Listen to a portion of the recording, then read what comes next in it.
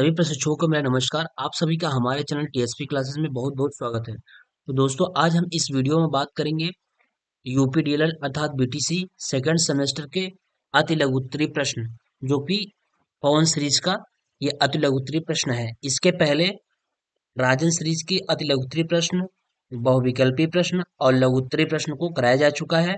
आप TSP classes के playlist पे जाइए, वहां पर सारी चीजें बाकायदा मिल जाएंगी आपको। तो इसमें हम अति लघु उत्तरीय प्रश्न में बात करेंगे। देखते हैं क्या चीजें हैं। क्योंकि हम ये भी बता चुके हैं कि जो राजन सीरीज हो या पवन सीरीज हो, चीजें वही रहती हैं, थोड़ी बहुत चीजें परिवर्तित रहती हैं। लेकिन होता यह है कि कुछ बच्चों के पास पवन की सीरीज होती है, जिससे ये जरूरी हो जाता है कि बच्चों को पवन सीरीज भी करा दिया जाए। तो इसलिए हम ये जो कराने वाले हैं ये पवन सीरीज का है। तो आइए हम लोग देखते हैं अति लघु उत्तरीय प्रश्न में क्या चीजें हैं। देखिए, इसमें कुछ थ्योरेटिकल पॉइंट हैं जो कि हमने जो यहाँ पे है उसको समझा देंगे। बिल्कुल चीजें वही पे हैं, वही चीजें हैं, यहाँ पे समझा दी जाएंगी जिससे आपको समझ में आ जाए। तो चलिए दोस्तों, स्टार्ट करते हैं पवन सीरीज के अति लघु उत्तरीय प्रश्न को। देखिए, पहला प्रश्न ये कह रहा है कि अभाज्य संख्याएं क्या हैं। हम आपको बताएं हैं कि अभाज्य संख्याएं वे संख्याएं होती हैं जो एक और स्वयं से कटे। एक और किससे कटे? स्वयं से कटे। जैसे अगर हम दो की बात करें, दो एक सबसे छोटा सम अभाज्य संख्या है, तो दो किससे कटेगा? एक से कटेगा और स्वयं दो से कटेगा। यानी हम ये कह सकते हैं जिसके मैक्सिमम गुणनखंड कितने हों? मैक्सिमम गुणनखंड दो हों, उससे ज्यादा ना हो। तो इसके मैक्सिमम गुणनखंड कितने हैं? दो हैं। तो यही होगा हमारा अभाज्य संख्या है। तो इसमें लिखा है वे संख्याएं जो केवल एक और स्वयं से ही पूरी पूरी विभाजित हो, अभाज्य संख्याएं कहलाती हैं। जैसे इन्होंने दो नहीं रखा है, जबकि दो सबसे छोटी सम अभाज्य संख्या है, तो दो हो जाएगा, तीन हो जाएगा, सात हो जाएगा और 11 हो जाएगा। ठीक है, चलिए अगला देखते हैं भाज्य संख्याएं क्या है। भाज्य संख्या जस्ट इसका अपोजिट हो जाएगा। भाज्य संख्याएं वे संख्याएं होती हैं जो एक और स्वयं के अलावा अन्य संख्याओं से भी विभाजित हो जाए। जैसे अगर हम चार की बात करें, यहाँ यहाँ देख लीजिए, चार की बात करें, चार हमारी क्या है? भाज्य संख्या है जो एक अथवा एक व स्वयं के अलावा किसी अन्य संख्या से पूरी पूरी क्या हो जाए? विभाजित हो जाए, तो क्या कहलाएगी? भाज्य संख्या कहलाएगी। जैसे चार किससे कटेगा? एक से कट जाएगा, दो से विभाजित हो जाएगा और स्वयं चार से विभाजित हो जाएगा। तो इसके गुणनखंड कितने हो गए? इसके गुणनखंड आपके तीन हो गए। जबकि अभाज्य संख्या में क्या था कि मैक्सिमम गुणनखंड दो होने चाहिए, लेकिन इसमें भाज्य संख्या में क्या है? मैक्सिमम गुणनखंड यानी दो से क्या होना चाहिए? अधिक होना चाहिए। दो से अधिक है कि नहीं है? बिल्कुल अधिक है। इसमें तीन गुणनखंड हो गया।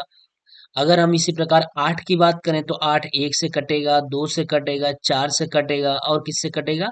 आठ से कटेगा। बताइए कितने गुणनखंड हो जा रहे हैं? तो चार गुणनखंड हो गए। तो वही चीज हमारी भाज्य संख्या है। इसमें लिखा है ऐसी संख्याएं जो एक से ही नहीं स्वयं व अन्य संख्याओं से भी पूरी पूरी क्या हो जाए? विभाजित हो जाए, भाज्य संख्याएं कहलाती हैं। जैसे दो, चार, छह, आठ। ये जो दो रखा है इन्होंने, ये दो क्या है? ये भाज्य संख्या नहीं है, क्योंकि दो क्या है? दो एक से कटेगा और दो से कटेगा, बस। इसकी दो से अधिक गुणनखंड नहीं होंगे, ये भाज्य संख्या में नहीं आएगी, ये अभाज्य संख्या में आएगी, इसलिए ये गलत है। दो हमारी सबसे छोटी, ऐसा पूछा जाता है कि सबसे छोटी अभाज्य संख्या या सबसे छोटी सम अभाज्य संख्या कौन सी है? ये प्रश्न बनता है क्या? सबसे छोटी, सबसे छोटी सम अभाज्य संख्या, छोटी सम अभाज्य संख्या, तो क्या है वो? दो है, सबसे छोटी सम अभाज्य संख्या। तो दो किस में आएगा? अभाज्य संख्या में आएगा, इसलिए यहाँ जो दो लिखा है गलत लिखा है। अगला देखिए, समापवर्त क्या होता है? वह संख्या अथवा व्यंजन जो दो या दो से अधिक संख्याओं तथा व्यंजकों में प्रत्येक द्वारा पूर्णतः विभाजित हो जाए। यानी कि जैसे अगर हम 25 है ये, और ये क्या है? 5 है, और क्या है? 25 है। ठीक है, तो ये जो 25 है ये 5 से विभाजित हो जाएगा और किससे विभाजित हो जाएगा? 25 से। जैसे अगर 3 है और यहाँ कितना है? 3 हो जाए, 9 हो जाए।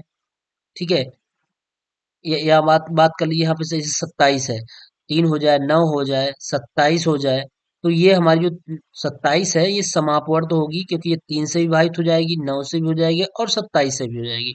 तो वही कह रहा है कि वह संख्या अथवा व्यंजक जो दो या दो से अधिक संख्याओं तथा व्यंजकों में पूर्णतः व्यंजकों द्वारा पूर्णतः विभाजित हो जाती है। दी हुई संख्याओं तथा व्यंजकों का क्या कहलाती है? ये समापर्त। 3 9 27 का समापर्त कितना है? 27 है। चलिए अगला देखिए, जोड़ क्या है? गिनती करने की प्रक्रिया को लगातार करना ही जोड़ कहलाता है। आपको पता होगा, जैसे 2 में 3 आप जोड़ दीजिए तो 5 हो जाएगा। 2 में 3 में फिर प्लस 4 में +2, सब जोड़ते जाइए तो 2 3 5 4 9 2 11 हो जाएगा। तो यही हमारी क्या हो गई? गिनती हो गई। अगला कह रहा है, जब आप शून्य को किसी पूर्ण संख्या में जोड़ते हैं तो क्या परिणाम प्राप्त होता है? आपको पता होगा, जब जब आप शून्य को किसी पूर्ण संख्या में, जैसे अगर 5 में आप शून्य जोड़ेंगे तो क्या प्राप्त होगा? 5 ही, यानी वही संख्या प्राप्त होगा। 10 में आप शून्य जोड़ेंगे तो क्या प्राप्त होगा? वही संख्या, दैट मीन्स 10 प्राप्त होगा। तो वही कहने का मतलब, किसी पूर्ण संख्या में शून्य को जोड़ा जाता है तो योगफल वही संख्या प्राप्त होती है। इसलिए शून्य को पूर्ण संख्याओं में योग का क्या कहते हैं? योग का तत्समक अवयव कहते हैं। शून्य को योग का क्या कहते हैं? तत्समक अवयव। ध्यान दीजिएगा इस चीज को, कि शून्य को योग का तत्समक अवयव कहते हैं। नेक्स्ट कह रहा है, गुणन संक्रिया का संवरक प्रगुण क्या है? कह रहा है इसका संवरक प्रगुण क्या है? तो पूर्ण संख्याओं का गुणनफल सदैव पूर्ण संख्या होती है। यह गुणन का संक्रिया संवरक है। पूर्ण संख्याओं का, जैसे 5 का हम गुणा में करेंगे, 5 का गुणा 4 में करेंगे तो ये भी पूर्ण संख्या है, ये भी पूर्ण संख्या है। कह रहा है ना कि पूर्ण संख्याओं का गुणनफल, भैया 5 भी पूर्ण संख्या है, 4 भी पूर्ण संख्या है, सदैव इसका जो गुणा करेंगे तो 5 चौके 20, ये क्या आएगा? ये भी तो पूर्ण संख्या आएगा। तो वही चीज है कि दो संख्याओं का गुणनफल सदैव पूर्ण संख्या होता है। यह गुणन संक्रिया का संवरक प्रगुण है। गुणन संक्रिया का संवरक प्रगुण क्या कहता है? गुणन संक्रिया का संवरक प्रगुण ये कहता है कि जब दो पूर्ण संख्याओं का गुणा किया जाता है तो उसका जो गुणनफल आता है वो भी क्या आता है? पूर्ण आता है। यही कहलाता है गुणन संक्रिया का संवरक प्रगुण कहलाता है। चलिए अगला देखिए, भाग की संक्रिया को समझाइए। कह रहा है कि डिवीजन की संक्रिया क्या है, इसको समझाइए। तो भाग की संक्रिया गुणन संक्रिया का विलोम होती है। जैसे अगर आपका यहाँ दिखाया हुआ है 4 में जब 5 का गुणा करेंगे तो क्या आएगा? 20 आएगा। लेकिन अगर इसी 20 में हम 4 से भाग देंगे तो कितना आ जाएगा? 5 आ जाएगा। 20 में अगर हम उल्टा इसके 5 से भाग दें तो क्या आ जाएगा? 4 आ जाएगा। तो बताइए, संख्या दो ही है ना, 4 और 5, तो यहाँ भी तो 4 और 5 ही तो आ रहा है, लेकिन बस चीजें उल्टा हो जा रही हैं। यही है। संख्या पद्धति किसे कहते हैं? अंकों से संबंधित संख्याओं की जो जानकारी प्राप्त कराता है वही क्या कहलाता है? संख्या पद्धति। संख्या पद्धति जिसको बोलते हैं नंबर सिस्टम, पढ़े होंगे, नंबर सिस्टम। ये हमारा होता है संख्या पद्धति। अंकों से संबंधित संख्याओं की जो हमको जानकारी देता है वही क्या कहलाता है? संख्या पद्धति। फिर अगला कह रहा है, गुणन का तत्समक अवयव किसे कहते हैं? तो गुणन का जो तत्समक अवयव होता है वो एक को गुणन का तत्समक अवयव कहते हैं। यानी किसी का मल्टीप्लाई कराए, तत्समक अवयव, किसी का मल्टीप्लाई कराए और वो एक हो जाए, एक को गुणन का क्या कहलाएगा? वही क्या कहलाएगा? तत्समक अवयव कहलाएगा। साहचर्य प्रगुण क्या है? देखिए, ये सब बहुत कम पूछे जाते हैं, लेकिन आपका है इसलिए मैं करा दे रहा हूँ। तो इसको आप जल्द थोड़ा सा फास्ट देख लीजिए, क्योंकि आगे हमारा जो होगा कैलकुलेशन होगा, तो जो इंपॉर्टेंट होंगे तो उस पे हम समय देंगे। साहचर्य प्रगुण क्या है? तीन पूर्ण संख्याओं को जोड़ते समय, तीन पूर्ण संख्याओं को जोड़ते समय किन्हीं दो का समूह पहले बना लेने से, क्या कर देने से? इन्हीं दो का समूह पहले बना लेने से योगफल पे में कोई असर नहीं पड़ता। पूर्ण संख्याओं का यह योग संक्रिया का क्या कहलाता है? साहचर्य प्रगुण कहलाता है। ठीक है, तो यही चीजें हैं। जैसे अगर हम बात कर लें, हम आपको समझा देते हैं साचर प्रगुण। जैसे अगर ये है, अ, मान चलिए साचर कर, तीन पूर्ण संख्याओं को जोड़ते समय किन्हीं दो का समूह पहले बना लेने से, जैसे अगर हम 3 में 5 जोड़ेंगे, ये 2 हो गया और प्लस क्या हो गया? 8 हो गया। ठीक, ये हो गया, तीन संख्या हो गई, 1 2 3। अब फिर कह रहा है दो का आपस में पहले पेयर बना लेने से, तो हमने क्या किया? दो का आपस में पेयर बना लिया, 3 + 5 और +8 कर दिया। अब इसको हम अलग से ऐसे भी पेयर बना सकते हैं, 3 को अलग कर दीजिए और प्लस पेयर किसके साथ कर दीजिए? 5 और +8 का पेयर कर दीजिए। वैल्यू एक ही आएगी, जो इसकी वैल्यू होगी वो एक ही आएगी। देखिए कैसे, 5 3 8, 8 + 8 हो गया। और इधर भी देख लीजिए, 3 और प्लस 8 5 13। तो 8 8 कितना होता है? 16 होता है। बिल्कुल 8 8 16 हुआ। और बराबर 13 3 क्या हो जाएगा? 16 हो जाएगा। तो बताइए वैल्यू एक ही आ रहा है नहीं आ रहा है? तो वही कह रहा है तीन पूर्ण संख्याओं को जोड़ते समय। देखिए एक दो तीन, तीन पूर्ण संख्याएं हो गई। जोड़ते समय किन्हीं दो का समूह पहले बना लेने से। देखिए हम पहले दो का समूह बना लिए यहाँ, और यहाँ भी पहले हम क्या कर दिए? दो का समूह बना लिए। पहले बना लेने से योगफल में कोई असर नहीं पड़ता। क्या असर पड़ा? 5 3 8 और प्लस 8 16 जोड़ दिए। फिर 3 और 5 3 8 5 13, 13 3 16, 16 में 16 जोड़ दिए, सॉरी, इधर भी 16 हो गया और इधर भी 16 हो गया। क्या इस पर कोई असर पड़ा? नहीं। तो यही आपका साहचर्य प्रगुण होता है। चलिए, प्राकृतिक संख्याएं क्या कहते हैं आपको अच्छी तरीके से पता है, बहुत बार बताया गया है कि गणन की जो संख्याएं होती हैं वो क्या कहलाती हैं? प्राकृतिक संख्या। जैसे 1 2 3 4 5 ले जाके ये इंफिनाइट तक जो गणन की संख्याएं हैं, गणन संख्या, यही क्या कहलाता है? प्राकृतिक संख्या कहलाता है। अगर आपसे पूर्ण संख्या पूछता तो आप क्या करते? इसी प्राकृतिक संख्या में जीरो पहले इंक्लूड कर लेते और सारी चीजें वही रहती, तो क्या हो जाता? पूर्ण संख्या।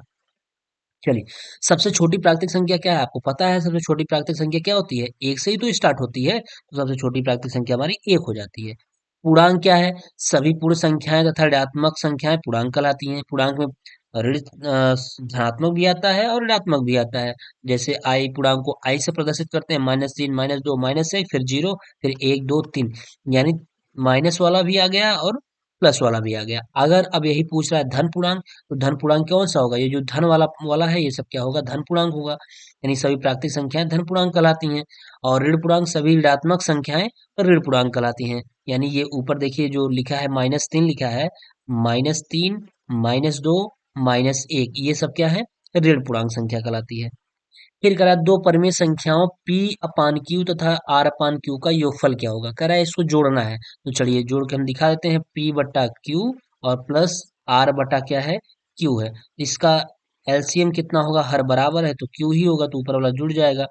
p प्लस r, यानी हो जाएगा p प्लस r अपान क्या हो जाएगा? q। यही क्या हो गया? आंसर हो गया, जो कि यहाँ पे लगा रखा है। अगला कह रहा है समवरक नियम क्या है? दो धन पूर्णांकों का योगफल सदैव एक धन पूर्णांक होता है। कह रहा है दो धन पूर्णांकों का योगफल सदैव क्या होता है? एक धन पूर्णांक होता है। यही समवरक का नियम है। जैसे अगर हम 15 में 20 जोड़ेंगे तो कितना आएगा? 35 आएगा। तो ये भी क्या हमारा, ये भी हमारा पूर्णांक है, धन पूर्णांक है, और ये भी धन पूर्णांक है। जब दो धन पूर्णांकों को जोड़ेंगे तो क्या आएगा? एक धन पूर्णांक ही तो प्राप्त होगा। वही हमारा क्या कहलाता है? समवरक नियम कहलाता है। जैसे a प्लस बी को जोड़ेंगे, a प्लस बी, ये सब हमारी सब चीजें क्या है? सिग्मा एन प्राप्त होता है। यही सब चीजें हमारी समवरक नियम है।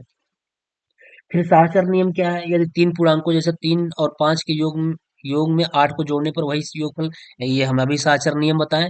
3 + 5 + 8, और ये 3 + 5 + 8 अलग अलग पेयर करके जोड़ दिए, वैल्यू 16 ही आई। अभी यही तो बताए हैं। 3 और 4 को अनुपात में व्यक्त कीजिए, तो क्या दिक्कत है? 3 अनुपात 4 हो जाएगा।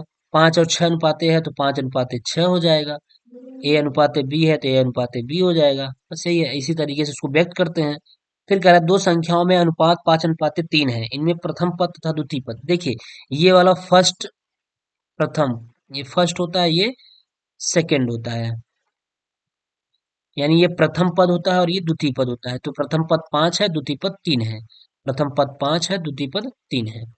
समानुपात किसे कहते हैं? दो समान अनुपातों को समानुपात कहते हैं। इसे इस चिन्ह द्वारा प्रदर्शित करते हैं। जैसे समानुपात 3 अनुपात 4। अब हम समानुपात लगाने जा रहे हैं। यही हमारा समानुपात है, 5 अनुपात 6। यह है समानुपात का मतलब होता है बराबर। जैसे इसको हम लिख सकते हैं 3 के बट्टा 4 बराबर 5 के बट्टा 6। ये आपका समानुपात का सिंबल है। समानुपात बोलते हैं तो दोनों पक्ष को बराबर करना होता है, यही समानुपात का सिंबल है। तो इसी को समानुपात बोलते हैं। समानुपात में कितने पद होते हैं? 4 पद आपको दिख रहे हैं, 1 2 3 4, 4 पद होते हैं। ठीक है। ये फिर आगे कह रहा है मिश्र अनुपात किसे कहते हैं?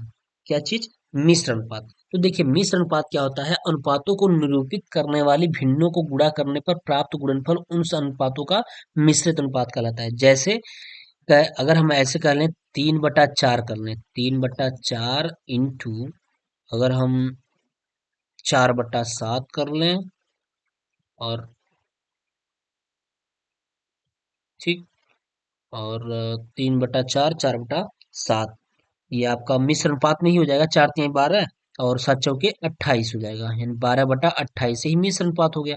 और बहुत करेंगे, ऐसे भी कर सकते हैं कि 2:3, फिर 3:4 और 4:3 ये भी कर सकते हैं। ठीक है, इसको भी हम कर सकते हैं। तो इसको जब हम लगाएंगे तो वैल्यू कितनी आएगी? 2:3 को हम क्या लिखेंगे? 2:3 इंटू 3:4 इंटू, और का मतलब इंटू 4:3। तो इसको जब करेंगे तो 4 से 4 कैंसिल, 3 से 3 कैंसिल, आंसर कितना आ जाएगा? 2/3। तो यही होते हो जाता है मिश्र अनुपात। इसी को बोलते हैं कि अनुपातों को निरूपित करने वाले भिन्नों को गुणा करने पर, यही देखिए हम भिन्न में लिए हैं, इसको गुणा कर दिए हैं, गुणा करने पर प्राप्त गुणनफल, गुणनफल कितना प्राप्त हो रहा है? 2/3। अनुपात का मिश्रित अनुपात, यही क्या हो गया? यही मिश्रित अनुपात हो गया, मिक्स्ड रेशियो हो गया। अब समानुपात के भेद बताइए। एक होता है सरल अनुपात, होता है एक मिश्र अनुपात होता है। सरल अनुपात से 2:3 हो गया, ये सरल अनुपात हो गया। अब कई अगर भिन्न के रूप में रहेगा तो मिश्र अनुपात में आ जाएगा। मिश्र अनुपात किसे कहते हैं? बता दिया गया, वही चीज है, फिर दोहरा दिया है। फिर सजाती व्यंजक किसे कहते हैं? तो सजाती व्यंजक बताया गया है कि सजाती व्यंजक वे व्यंजक होते हैं जिसमें एक चर हो, यानी एक ही चर के फॉर्म में हो। जैसे देखिए इसमें 3x² और +2x है। ऐसा नहीं है कि ये 3x² है और यहाँ y आ जाए। अगर यहाँ x² x है और यहाँ y का टर्म आ गया तो ये क्या हो जाएगा? सजाती नहीं, तब विजाती हो जाएगा। तो सजाती वो होता है जिसमें केवल एक ही चर हो। जैसे यक्स है तो यक्स के फॉर्म में ही हो तो हमारा क्या कहलाएगा? सजाती कहलाएगा। ठीक है, तो यही चीज इसमें लिखा भी है, एक ऐसा बहुपद व्यंजक जिसमें केवल एक चर हो, सजाती व्यंजक कहलाता है। ऐसे बहुपद व्यंजक में दूसरा चर नहीं होता है, ये हमारा सजाती व्यंजक है। अब जस्ट उसका विजातीय व्यंजक आ गया। अब मैं विजातीय व्यंजक आपको दिखा दे रहा हूँ। जैसे ये है 3x+2 और मतलब प्लस कर देते हैं, फिर है y+4। अब देखिए इसमें यक्स का भी फॉर्म आ गया, वाई का भी फॉर्म आ गया। जब यक्स और वाई का फॉर्म आ गया तो दो पद हैं, तो यक्स और फाइव वाई के फॉर्म में हमारी देखिए चर दो आ गई, एक यक्स के फॉर्म में और एक वाई के फॉर्म में। तो क्या हो गया? ये विजातीय व्यंजक हो गया। चलिए, अगला कह रहा है समीकरण क्या है? कौन चीज? समीकरण क्या है? तो समीकरण जब कह रहा है समीकरण क्या है, तो समीकरण क्या होता है? एक समीकरण समता सूचक चिन्ह बीजी व्यंजक पर एक प्रतिबंध है जिसमें चर के किसी विशिष्ट मान के लिए व्यंजक के दोनों पक्षों का क्या मान होता है? बराबर। जैसे अगर हम समीकरण की बात कर लें, x² - 7x और +6 बराबर क्या कर दें? 0। ये हमारा क्या कहलाएगा? समीकरण कहलाएगा। या आप कभी भी कोई सवाल लगाते हैं, जैसे आयु से संबंधित या भिन्न वाले से संबंधित, कि माता की आयु पिता की आयु से इतना है, या पुत्र की आयु पिता की आयु से इतना है, तो वहां पे समीकरण ही तो बनता है, वही तो हमारा समीकरण हो जाता है। एक विशेष मान के लिए व्यंजक के दोनों पक्षों का मान क्या हो जाता है? बराबर दिखा देते हैं, समान दिखा देते हैं, वो हमारा समीकरण हो जाता है। अब जैसे सर्वसंख्या क्या है? अगला प्रश्न, सर्वसंख्या है। सर्वसंख्या को भी बहुत अच्छी तरीके से बताया गया है। सर्वसंख्या वो होता है जिसमें जिस चर राशि में एक निश्चित वैल्यू रखने पर दोनों पक्षों का मान क्या हो जाता है? समान हो जाता है, और वो मान क्या होता है? दोनों पक्षों में समान, और दोनों पक्षों में रखा जाता है। जैसे यहाँ दिया है 3x+5 बराबर 5x - 2+5। अगर हम आपको ये चेक करके दिखाएं कि कैसे ये सरसंख्या है, देखिए कैसे ये हो जाएगा कि यहाँ पे हम x की वैल्यू पहले रख देते हैं क्या? x बराबर पहले हम 1 रख देते हैं दोनों पक्षों में। तो यहाँ रखिए 3 × x, यहाँ 1+5 बराबर 5 × 1 - 2+5। देखिए क्या बराबर हो रहा है? 3 × 1 = 3 और 5 × 3 = 8 हो गया, बराबर 5 माइनस 5 में से 3 गया कितना? 5 में से 3 गया, सॉरी 5 में से 2 गया 3, और वो भी क्या?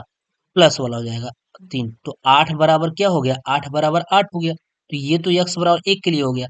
अब अगर हम यक्स बराबर 2 के लिए रख के देखें तब, यक्स बराबर चलिए 2 के लिए रख के देख लेते हैं, यक्स बराबर 2। जब यक्स बराबर 2 के लिए रखते हैं तो 3 × 2 और +5 बराबर 5 × 2 - 2+5। देखिए 3 दूनी के 6 हो गया, 6+5 हो गया, बराबर 5 दूनी के 10 हो गया, -5 में से 2 गया कितना? +3। कितना? +3 हो जाएगा। ये हो गया 6×5 = 11 हो गया, 6×5 = 11 और 10×3 = 13। देखिए ये बराबर नहीं हो रहा है, यक्स बराबर 1 के लिए तो इन्होंने जो वैल्यू दे रखा है इन्होंने, एक बार चेक कर लीजिए कहीं गलत तो नहीं हो रहा है। यक्स बराबर जब हम 2 रखेंगे तो हो जाएगा 3 प्लस 2, सॉरी 3 इंटू 2 हो गया, 3 दूनी 6 और प्लस 5 बराबर 5 दूनी 10 माइनस 2 प्लस 5, 5 में से 2 गया 3 प्लस 3 और 5 दूनी 10, 10 3 13, ये गलत दिया है इन्होंने ये जो समीकरण रखा है। क्योंकि सर्वसंख्या का मतलब वो होता है कि जो यक्स का कोई भी मान रखें दोनों सबके लिए बराबर होना चाहिए। ऐसा नहीं कि यक्स बराबर 1 के लिए ही बराबर होना चाहिए, यक्स बराबर 2 के लिए भी बराबर होना चाहिए, यक्स बराबर 3 के लिए ही बराबर होना चाहिए, सबके लिए होना चाहिए। लेकिन इन्होंने जो समीकरण रखा है केवल यक्स बराबर 1 के लिए तो सर्वसंख्या है, लेकिन यक्स बराबर अन्य पदों के लिए वो सर्वसंख्या नहीं है, इसलिए इन्होंने समीकरण ये गलत रखा है। जबकि सर्वसंख्या यही कहता है कि वो यक्स के किसी भी मान के लिए दोनों पक्षों में मान समान रखने पर वैल्यू क्या होनी चाहिए, बराबर होना चाहिए, लेफ्ट हैंड साइड और राइट हैंड साइड होना चाहिए। चलिए अगला प्रश्न देखते हैं। कह रहा है A B plus A C plus A D के गुणनखंड कीजिए। अब कह रहा है A B plus A C plus A D के गुणनखंड, तो कोई दिक्कत नहीं, इसमें भी इसमें ए तो कॉमन दिख रहा है, एक कॉमन निकाल दीजिए तो क्या बच जाएगा, B plus C plus D बच जाएगा। यही अब क्या हो जाएगा, आंसर हो जाएगा, और कुछ नहीं दिक्कत है। ठीक, ये हो गया। चलिए अगला कह रहा है 9x² माइनस 64 के गुणनखंड कीजिए, इसका गुणनखंड करना है। तो इसका चलिए हम गुणनखंड कर देते हैं। तो देखिए ये वर्गांतर का फार्मूला बन जाएगा। कैसे, इसको हम 9x² को लिख सकते हैं 3x का स्क्वायर, और माइनस के लिख सकते हैं इस 64 को, 8 अठाई 64, 8 का स्क्वायर लिख सकते हैं, बिल्कुल लिख सकते हैं। ठीक है, चलिए लिख लिए हम। अब ये आपका फार्मूला बन गया, सरसंख्या कौन सा है, ए स्क्वायर माइनस बी स्क्वायर बराबर क्या होता है, एक क्वेश्चन में ए प्लस बी होता है और अगले क्वेश्चन में क्या हो जाता है, ए माइनस बी हो जाता है। तो यहीं से वर्गांतर का फार्मूला से बन गया, ये एक क्वेश्चन में 3x प्लस 8 हो जाएगा और अगले क्वेश्चन में क्या हो जाएगा, 3x माइनस 8 हो जाएगा। यही आपका क्या हो जाएगा, आंसर। इसी को, यही इसका गुणनखंड हो गया। चलिए अगला कह रहा है क्षेत्रफल क्या कहलाता है। तो किसी तल का वह भाग जो एक आकृति की बाह्य सीमाओं के भीतर घिरा रहता है, उस आकृति का क्या कहलाता है, क्षेत्रफल। जैसे अगर आपको रूम बनाना है, रूम है आपका, तो ये दीवाल, एक लंबाई का दीवाल, एक चौड़ाई का दीवाल, यही तो दीवाल है, चारों तरफ दीवाल ही तो होता है। तो इसका जो एरिया बचता है वही तो उसका क्षेत्रफल होता है, वही तो हम क्षेत्रफल निकालते हैं। जैसे आप सवाल क्षेत्रफल वाले सवाल लगाते हैं तो कहते हैं कि कमरा इतने बाई इतने का है और उसमें 2 बाई 2 का टाइल्स लगाना है, तो कितने टाइल्स लगेंगे, तो कमरे के अंदर का क्षेत्रफल आप निकाल लेते हैं। ठीक है, अगर आप दीवार का क्षेत्रफल निकालेंगे, दीवार का क्षेत्रफल दूसरा हो जाता है, लेकिन कमरे के अंदर का क्षेत्रफल दूसरा हो जाता है, क्योंकि दीवार मोटाई भी होती है ना, तो इसलिए दीवार का क्षेत्रफल दूसरा होगा और कमरे का जो क्षेत्रफल होगा वो दूसरा होगा। क्षेत्रफल का मात्रक क्या होता है भैया, क्षेत्रफल का मात्रक वो वर्ग मीटर होता है, सेंटीमीटर होता है ना, किलोमीटर होता है, वर्ग किलोमीटर भी हो सकता है। ठीक है, तो ये दीवार का, सॉरी क्षेत्रफल का मात्रक होता है। क्षेत्रफल के मात्रक में स्क्वायर होता है और आयतन के मात्रक में क्यूब होता है, घन होता है जिसको बोलते हैं। अब कह रहा है यदि किसी त्रिभुज का आधार दिया है 32 मीटर और ऊंचाई 12 मीटर हो तो उसका क्षेत्रफल, तो त्रिभुज का क्षेत्रफल का फार्मूला लगा दीजिए। त्रिभुज का क्षेत्रफल बराबर क्या हो जाएगा, 1/2 गुणित आधार अगुणित क्या, ऊंचाई। तो 1/2 त्रिभुज का आधार दिया है, 1/2 इंटू आधार कितना दिया है, 32, इंटू ऊंचाई कितना दिया है, 12 दिया है, तो हो जाएगा 2, 16 दूना 32, तो हो गया कितना, 16 इंटू 12, 16 दूना 32 का ही, दो हाथ लगा 3, 16 1 16, 16 3 19, 192 क्या, वर्ग मीटर। इसका यूनिट क्या होगा, इकाई क्या होगी, वर्ग मीटर, क्योंकि ये भी मीटर दिया है और ये भी मीटर दिया है, इसलिए वर्ग मीटर हो जाएगा। 12×6 72 का 2, 12 का 12 7 19, 192 वर्ग मीटर। ठीक है, चलिए कह रहा है यदि एक समचतुर्भुज के विकर्ण 26 सेंटीमीटर व 12 सेंटीमीटर है तो समचतुर्भुज का क्षेत्रफल, तो समचतुर्भुज के क्षेत्रफल का फार्मूला आपको पता होना चाहिए, क्या होता है, समचतुर्भुज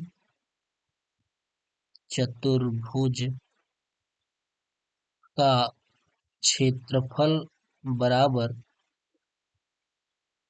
1/2 इंटू विकर्णों का गुणनफल, यानी ऐसे कर लीजिए 1/2 इंटू विकर्णों का गुणनफल, यानी इसका फार्मूला बन जाता है 1/2 इंटू D1 व D2, यही होता है। तो 1/2 इंटू पहला विकर्ण दिया है 26 दिया है, दूसरा D2 का वैल्यू दिया है 12, कट गया 2 छंग के 12, तो आया कितना 26 इंटू 6 बराबर 6 6 36 का 6, हाथ लगा 3, 6 दूनी 12, 12 3 15, 156 क्या सेंटीमीटर में है ना, तो वर्ग सेंटीमीटर ये हो जाएगा, यानी वर्ग सेंटीमीटर, इसको वर्ग सेंटीमीटर भी लिख सकते हैं ऐसे। ठीक, ये हो गया। चलिए अगला, एक घन का कोर दिया हुआ है, इसका आयतन पूछ रहा है, तो घन का आयतन बराबर होता है, घन का आयतन आयतन बराबर होता है भुजा क्यूब, यानी ए क्यूब, ए मतलब कोर है उसका, तो कोर कितना दिया हुआ है 14, 14 का स्क्वायर हो जाएगा, इसको हम 14 को 3 बार लिख लेंगे, सॉरी क्यूब हो जाएगा, माफ करिएगा, 14 का क्यूब हो जाएगा, तो 14 इंटू 14 इंटू क्या 14, 14 14 में 196 इंटू 14, अब 196 में 14 का गुणा कर दीजिए, 4 छंग 24 का 4, हाथ लगा 2, 4 9 36, 2 38, 8 हाथ लगा 3, 4 1 का 4, 4 3 7, हो गया 1 6 1 9 1, हो जाएगा 4 8 6 14 और 9 6 9 7 16, 16 1 17 और 1 1 2, 2700 कितना हो गया 44, कितना हो गया 2744, क्या इसमें दिया है सेंटीमीटर में, और आयतन है तो घन सेंटीमीटर हो जाएगा, क्या हो जाएगा घन सेंटीमीटर, घन सेंटीमीटर को ऐसे भी लिख सकते हैं और ऐसे भी लिख सकते हैं घन सेंटीमीटर, और ऐसे भी लिख सकते हैं घन सेंटीमीटर, आप इसको किसी भी तरीके से लिखिए, कोई दिक्कत नहीं है। ठीक है, ये हो गया। फिर अगला कह रहा है, नेक्स्ट कह रहा है आयत किसे कहते हैं, तो आयत आपका देखिए मैं बता रहा हूँ आयत क्या होता है, अभी इसके पहले ही वीडियो में पढ़ाया गया है। आयत ये है, आयत में आमने सामने की भुजाएं क्या होती हैं बराबर होती हैं, प्रत्येक कोण क्या होता है समकोण होता है ना, ये चीजें, यानी इसमें आप लिख सकते हैं आयत, आयत के आमने सामने की भुजा बराबर बराबर होती है तथा प्रत्येक कोण क्या होता है समकोण होता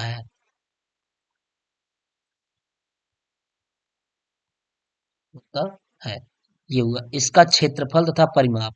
अब आयत का क्षेत्रफल यहां लिख लीजिएगा, आयत का क्षेत्रफल बराबर L इंटू बी, यानी लंबाई अगुणित चौड़ाई, ये होता है। अब आयत का परिमाप लिख लीजिए, आयत का परिमाप बराबर 2 लंबाई प्लस चौड़ाई, यही हो गया। ठीक, ये चीज होगी, यही पूछ रहा है। फिर कह रहा है वर्ग क्या होता है, ये भी बताया गया था। वर्ग देखिए, ये वर्ग है, ये वर्ग में चारों भुजाएं आपस में क्या होती हैं बराबर होती हैं, तो यहाँ लिख लीजिएगा आप वर्ग के बारे में, इसमें चारों भुजाएं आपस में बराबर होती हैं तथा इसमें भी प्रत्येक कोण तथा प्रत्येक कोण क्या होता है, समकोण होता है।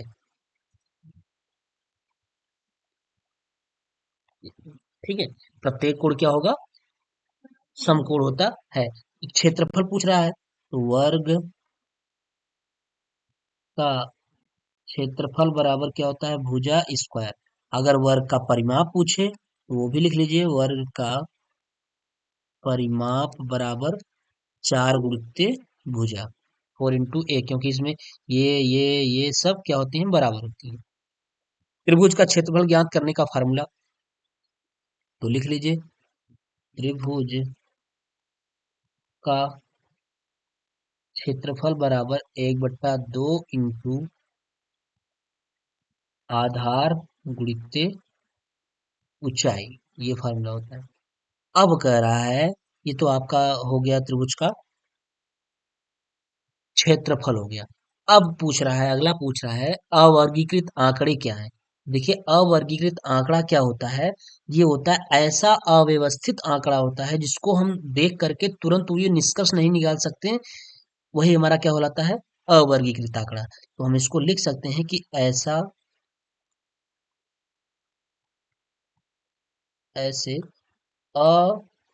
अव्यवस्थित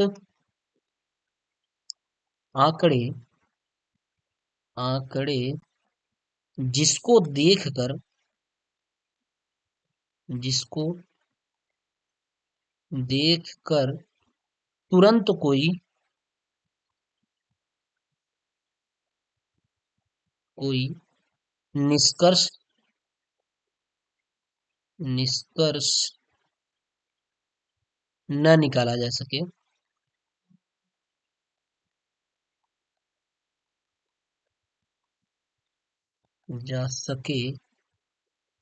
अवर्गीकृत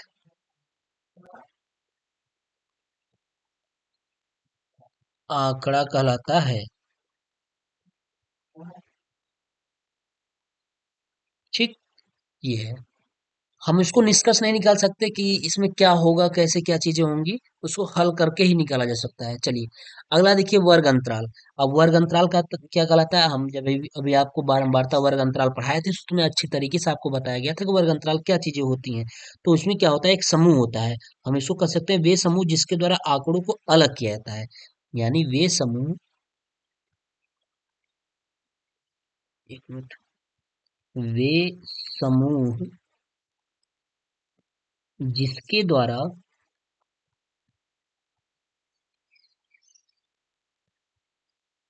आंकड़ों को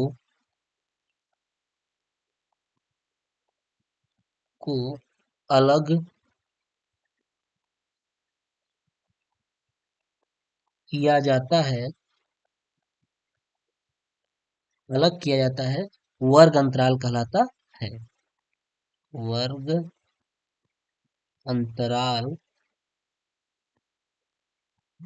कहलाता, ठीक है। जैसे अगर हम फॉर एग्जांपल की बात कर लें तो आप ऐसे करते थे ना, जैसे उसमें कहता था 5-5 के वर्ग अंतराल पे लीजिएगा, 10-10 के वर्ग अंतराल पे लीजिएगा। तो 5 के वर्ग अंतराल पे 0 से 5, अगर 10-10 का वर्ग अंतराल कहेगा तो क्या करेंगे, 5 से 10, अगर 20 कहेगा तो क्या करेंगे, जैसे फिर 5 से क्या कर देंगे, 20 कर देंगे। लेकिन ज्यादा 0 से 5 और 5 से 10 का ये कहता है।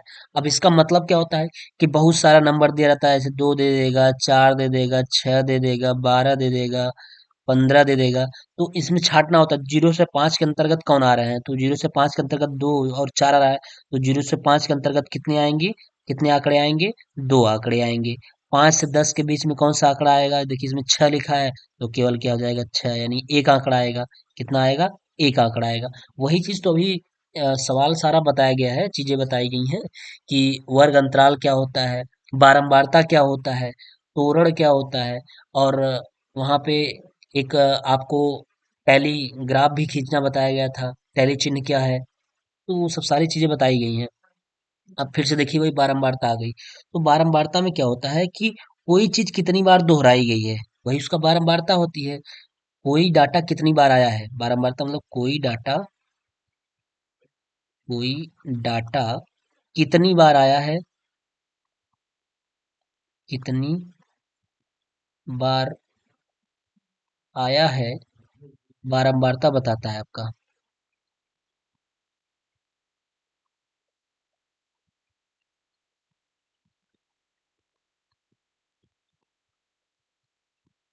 ठीक, ये होता है। जैसे यहाँ देखिए, अभी बताया गया ना, इसके ऊपर देख लीजिए, जैसे ये 0 से 5 के बीच में 2 और 4, या कह दें कि 0 से 5 वर्ष के बीच में कितने लोग हैं, तो 2 और 4 कितने हैं, 2।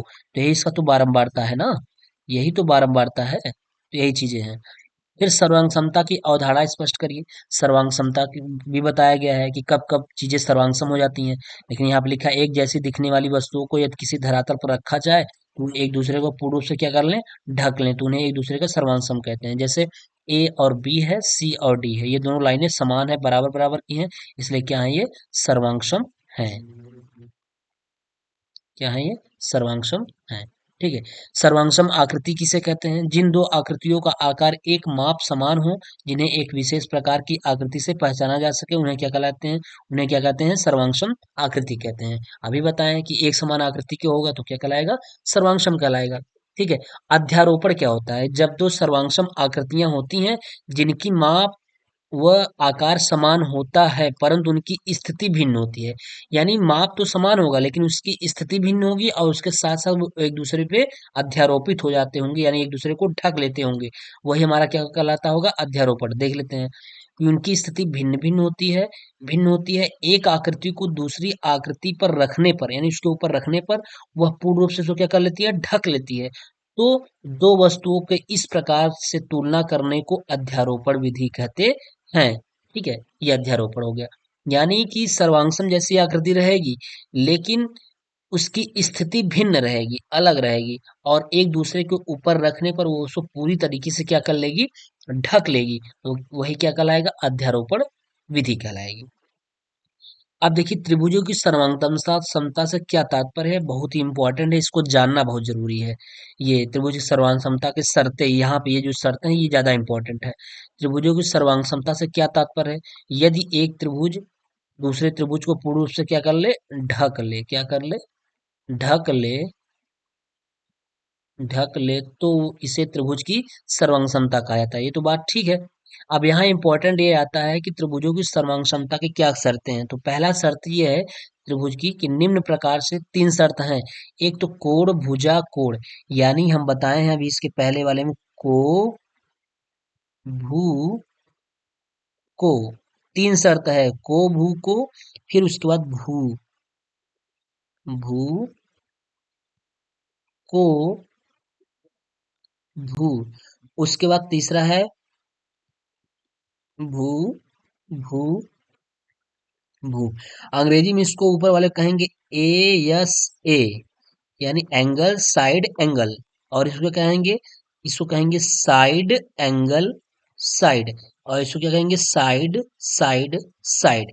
यानी 3 कंडीशन हुआ, क्या क्या, ए, यस, ए, फिर यस, ए, यस, फिर उसके बाद ट्रिपल एस। कौन सा, फिर ट्रिपल एस।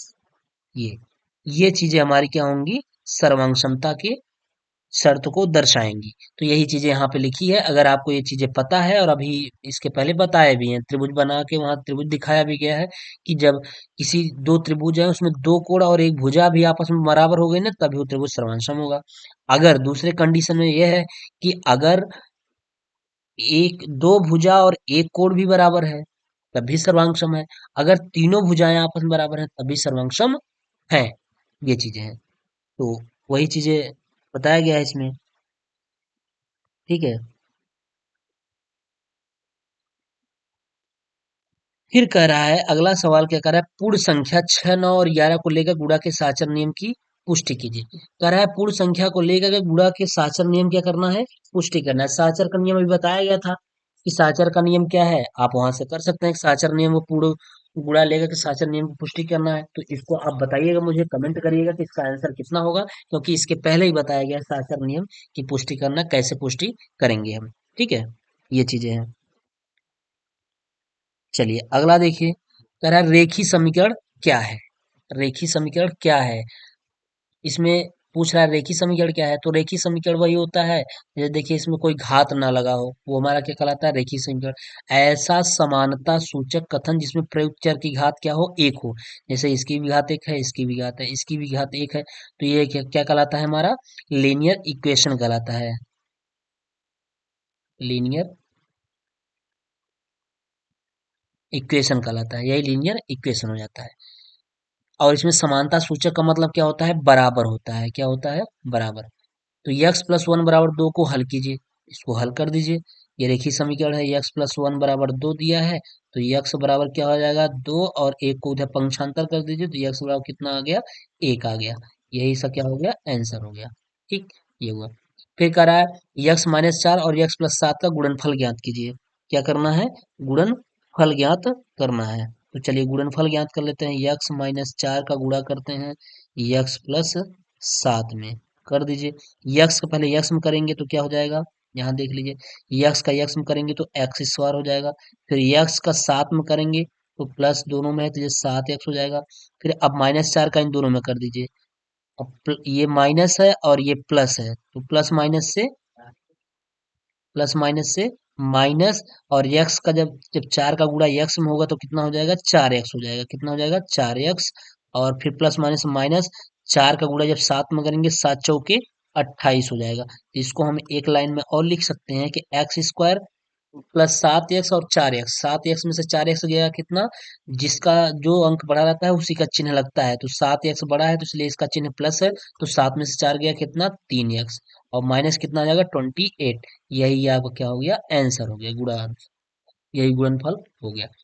फिर कह रहा है इसका सरलतम मान ज्ञात कीजिए, इसको सरल करना है, तो चलिए देखते हैं, सरल कर लेते हैं। माइनस, फिर चार माइनस 17, फिर प्लस 10 इंटू 3 माइनस 5, ये है। तो देखिए ये बोडमास टाइप सवाल है, BOD यस, इसी से है। तो बी फार ब्रैकेट, सबसे पहले ब्रैकेट के अंदर को चिन्ह को, ब्रैकेट के अंदर वाले को हल कर लीजिए। 17 में से 14 क्या है, कितना, 17, सॉरी 17 में से चार गया कितना, 13, -13, -13 हो गया। फिर प्लस 10 तिहाई 30, फिर -5, फिर यहाँ से कर लीजिए, इस माइनस को माइनस बाहर निकालेंगे प्लस हो जाएगा, हो गया 13, और प्लस 30 में से 5 गया कितना, 25, तो 25, 10 35, 35 3 38, कितना आ गया, 38, इसका क्या हो गया, आंसर हो गया। ठीक, ये हो गया। फिर कह रहा है सर्वसंख्या क्या है, कह रहा है सर्वसंख्या क्या है। बताया गया है बार बार, सर्वसंख्या वो होता है जो किसी भी मान के लिए, यक्स के यानी चर पद के किसी भी मान के लिए दोनों पक्षों को बराबर हो जाए, दोनों पक्षों का मान बराबर कर दे, वही क्या कहलाता है, सर्वसंख्या।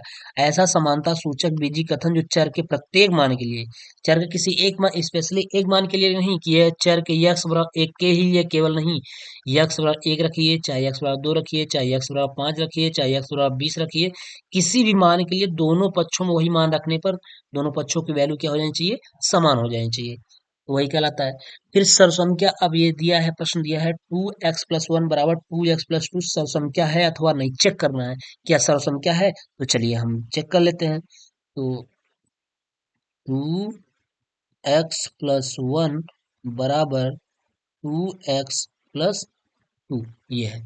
इसमें हम यक्स बराबर सबसे पहले क्या रखते हैं, एक रखते हैं, एक रख के चेक कर लेते हैं। जब यक्स बराबर एक रखेंगे तो दो, और एक प्लस एक बराबर कितना हो जाएगा, 2 इंटू 1, और प्लस कितना, दो, तो एक एक दो, दो दूनी के चार, बराबर कितना हो गया, दो एक का दो, दो दो चार। बिल्कुल यक्स बराबर एक के लिए भी सर्वसंख्या हो गया। अब हम यक्स बराबर क्या रखते हैं, यक्स बराबर दो रख के चेक कर लेते हैं, तो रखिए दो, और यक्स बराबर दो रखना है, 2+1 बराबर, फिर दो इंटू, फिर यहाँ यक्स बराबर क्या रखें, दो, दो प्लस प्लस दो, तो हो जाएगा दो एक तीन दूनी के छह, बराबर दो दूनी चार, चार दो 6, यानी इसके लिए भी बराबर मान बराबर हो गया। अब यक्स बराबर आप 3 भी रख के चेक कर सकते हैं, यक्स बराबर 3 क्या, यक्स बराबर 5 रख के चेक कर लें। यक्स बराबर 5 रख के चेक करेंगे, किस में रखना है, 2x+1 बराबर 2x+2 इसी में रखना है।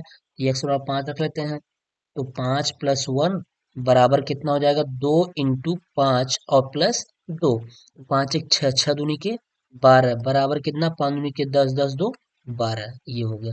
तो यानी ये किसी भी मान के लिए, x का किसी भी मान के लिए दोनों पक्ष बराबर रहेगा, यानी हम कह देंगे कि left hand side equal to क्या हो जाएगा, राइट हैंड साइड। यही हमारा आंसर हो जाता है, यही सरसंख्या होता है। बहुत बार इस सरसंख्या और समीकरण को बहुत बार बताया गया है और प्रश्न पूछा जाता है, श्योर सरसंख्या और समीकरण से प्रश्न पूछा जाता है, इस चीज को ध्यान रखिएगा।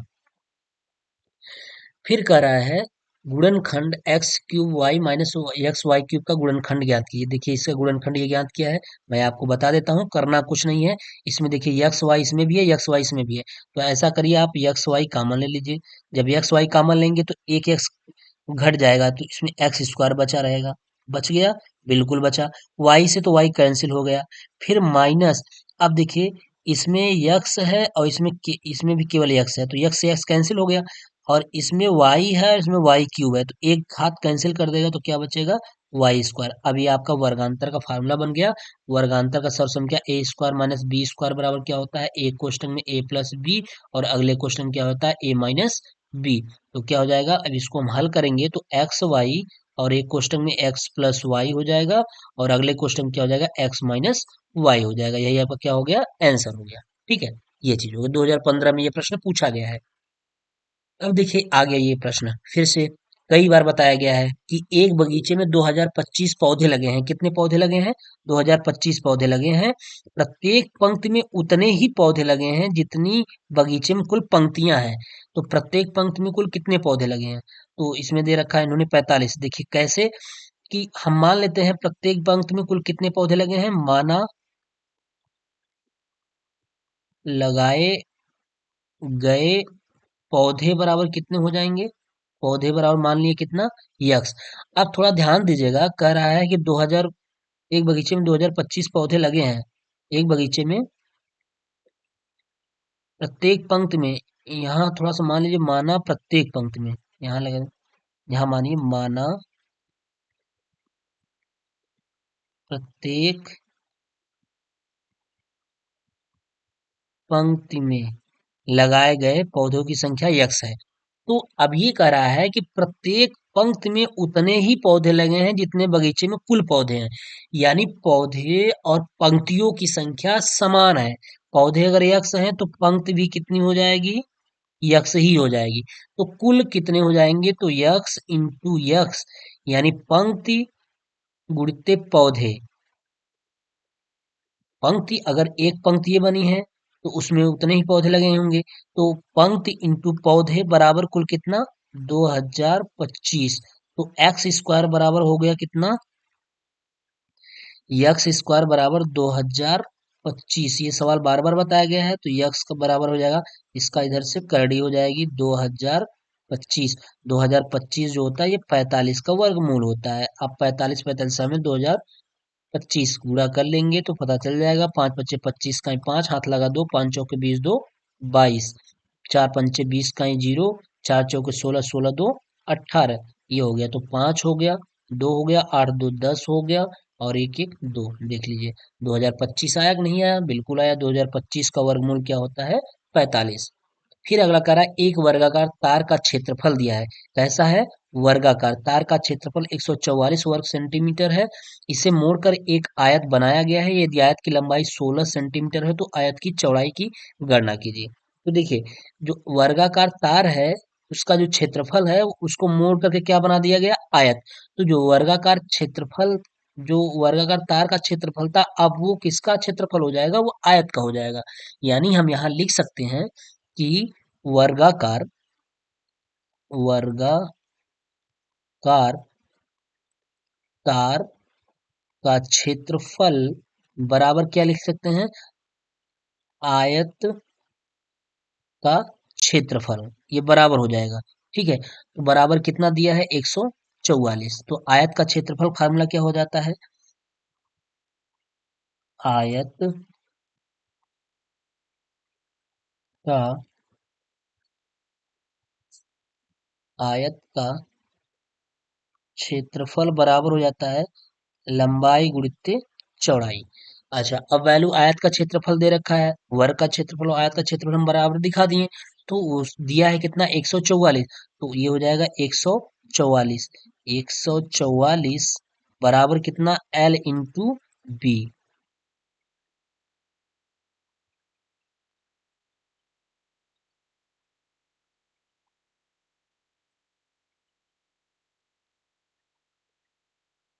तो ये हो जाएगा एल इंटू बी बराबर 144 हो गया।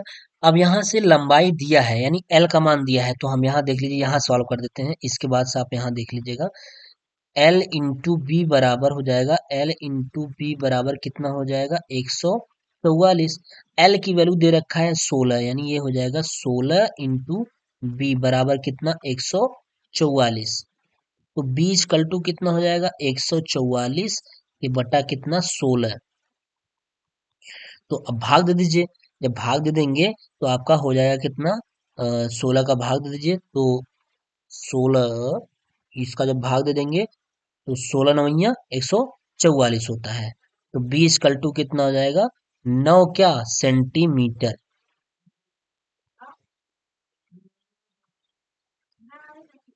9 सेंटीमीटर। यही पूछ रहा है, आयत की चौड़ाई पूछ रहा है। चौड़ाई हमारी कितनी हो गई? 9 सेंटीमीटर। इसका आंसर कितना हो जाएगा? 9 सेंटीमीटर। ये इसका आंसर हो गया। ठीक है।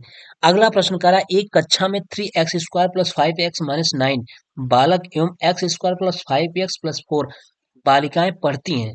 कक्षा में बालकों की संख्या बालिकाओं की संख्या से कितनी अधिक है?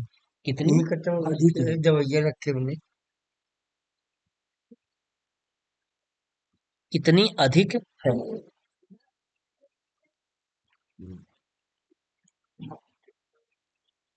एक कक्षा में 3x² प्लस 5x-9 बालक एवं x² प्लस 5x+4 बालिकाएं पढ़ती हैं। कक्षा में बालकों की संख्या, एक मिनट,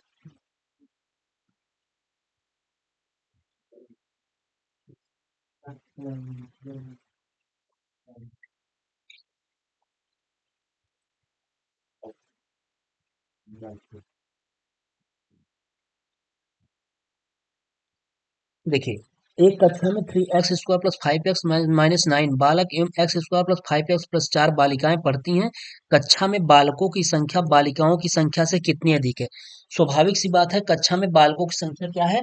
अधिक है। जब बालकों की संख्या अधिक है तो बालकों की संख्या में से बालिकाओं की संख्या क्या कर दीजिए? घटा दीजिए। तो क्या हो जाएगा? 3x² प्लस 5x-9, फिर इसमें घटा दीजिए माइनस कितना? x² प्लस 5x और +4 क्या कर दीजिए? घटा दीजिए। जब इसको घटा देंगे तो चलिए घटा देते हैं, बराबर हो जाएगा 3x² 3x² प्लस 5x-9, फिर माइनस अंदर हो जाएगा तो x² हो जाएगा, फिर प्लस माइनस से माइनस हो जाएगा, 5x हो जाएगा और प्लस माइनस से माइनस हो जाएगा, 4 हो जाएगा। ठीक है। तो अब देखिए क्या घट जाएगा? ये 5x से 5x तो कैंसिल हो गया, बिल्कुल कैंसिल हो गया। तो 3x² में से एक x² घट जाएगा तो कितना आ जाएगा? 2x² हो जाएगा। फिर -9 और -4 कितना हो जाएगा? -13। यही आपका आंसर हो जाएगा, यानी 2x² आंसर क्या हो जाएगा? 2x² -13। यही कितनी अधिक है? तो बालकों की संख्या कितनी अधिक है? 2x² -13। बालकों की संख्या बालकों की संख्या अधिक है। ठीक, अधिक है। कितना? 2x² -13। यही आंसर हो गया। चलिए अगला कह रहा है कि अ, 3, 5 यक्स 9 और 11 का समांतर माध्य 7 है, तो यक्स का मान बताइए। देखिए, इसमें यक्स का मान पूछ रहा है, तो समांतर माध्य के लिए फार्मूला आपका होता होता क्या है? समांतर माध्य बराबर समांतर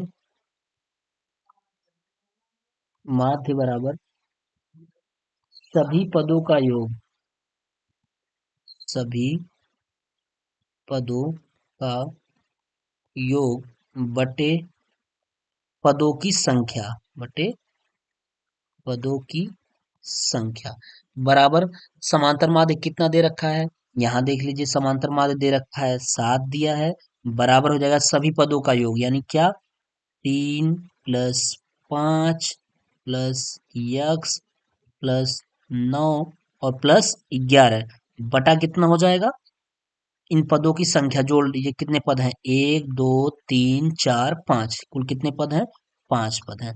तो क्रॉस मल्टीप्लिकेशन आप करा दीजिए 7 × 5 हो जाएगा बराबर 5 3 8 9 8 17 17 10 27 1 28 कितना हो जाएगा 28 + x हो गया।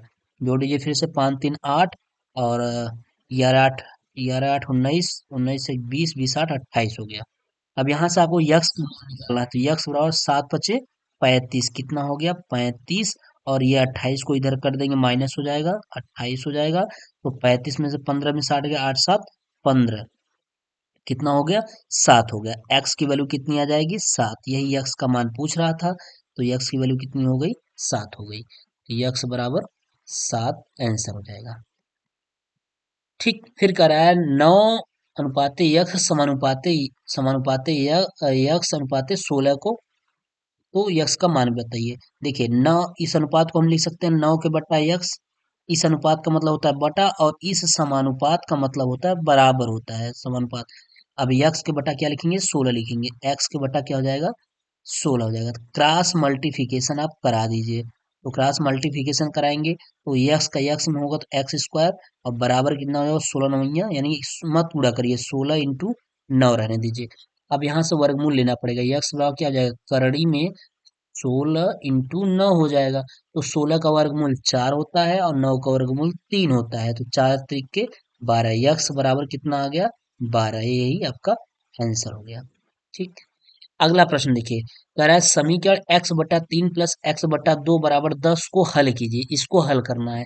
देखिए आप मैथ के सवाल को कायदे से उसको सही तरीके से उसको हल करिए, प्रैक्टिस करिए जिससे आपका कैलकुलेशन भी अच्छी हो, क्योंकि कभी कभी ऐसा होता है कि कैलकुलेशन मिस्टेक हो जाता है। तो जितना ज़्यादा आप प्रैक्टिस किए रहेंगे उतनी आपकी कैलकुलेशन अच्छी होगी और समय की बचत अच्छी होगी, एग्जाम में अच्छे से उसको फेस कर पाएंगे। अदरवाइज मैथ कोई रटने वाली चीज़ है नहीं है कि मैथ को आप रट लीजिए। हाँ रटने से ये 2 4 1 2 3 क्वेश्चन का काम हो सकता है, लेकिन ऐसा कुछ नहीं, क्योंकि मैथ का जो सिलेबस होता है वो बेसिक का सिलेबस होता है, जरूरी नहीं कि बीटीसी की किताब से ही आए, ये जरूरी नहीं होता डीएलएड की किताब से ही आए, क्योंकि मैथ का जो सिलेबस होता है वो बेसिक का होता है 1 to क्लास ऑफ 5 6 7 8 का। अगर आप मैथ पढ़े हैं प्राइमरी का तो बहुत अच्छी तरीके से सवाल कर लेंगे, एक भी सवाल आपका छूटेगा नहीं। तो इसलिए इस चीज को थोड़ा सा प्रैक्टिस करिए और सवालों को ज्यादा से ज्यादा अटेंड करने की कोशिश करिए। मैथ में सवालों को रटिए मत, रटने से नहीं हो पाएगा।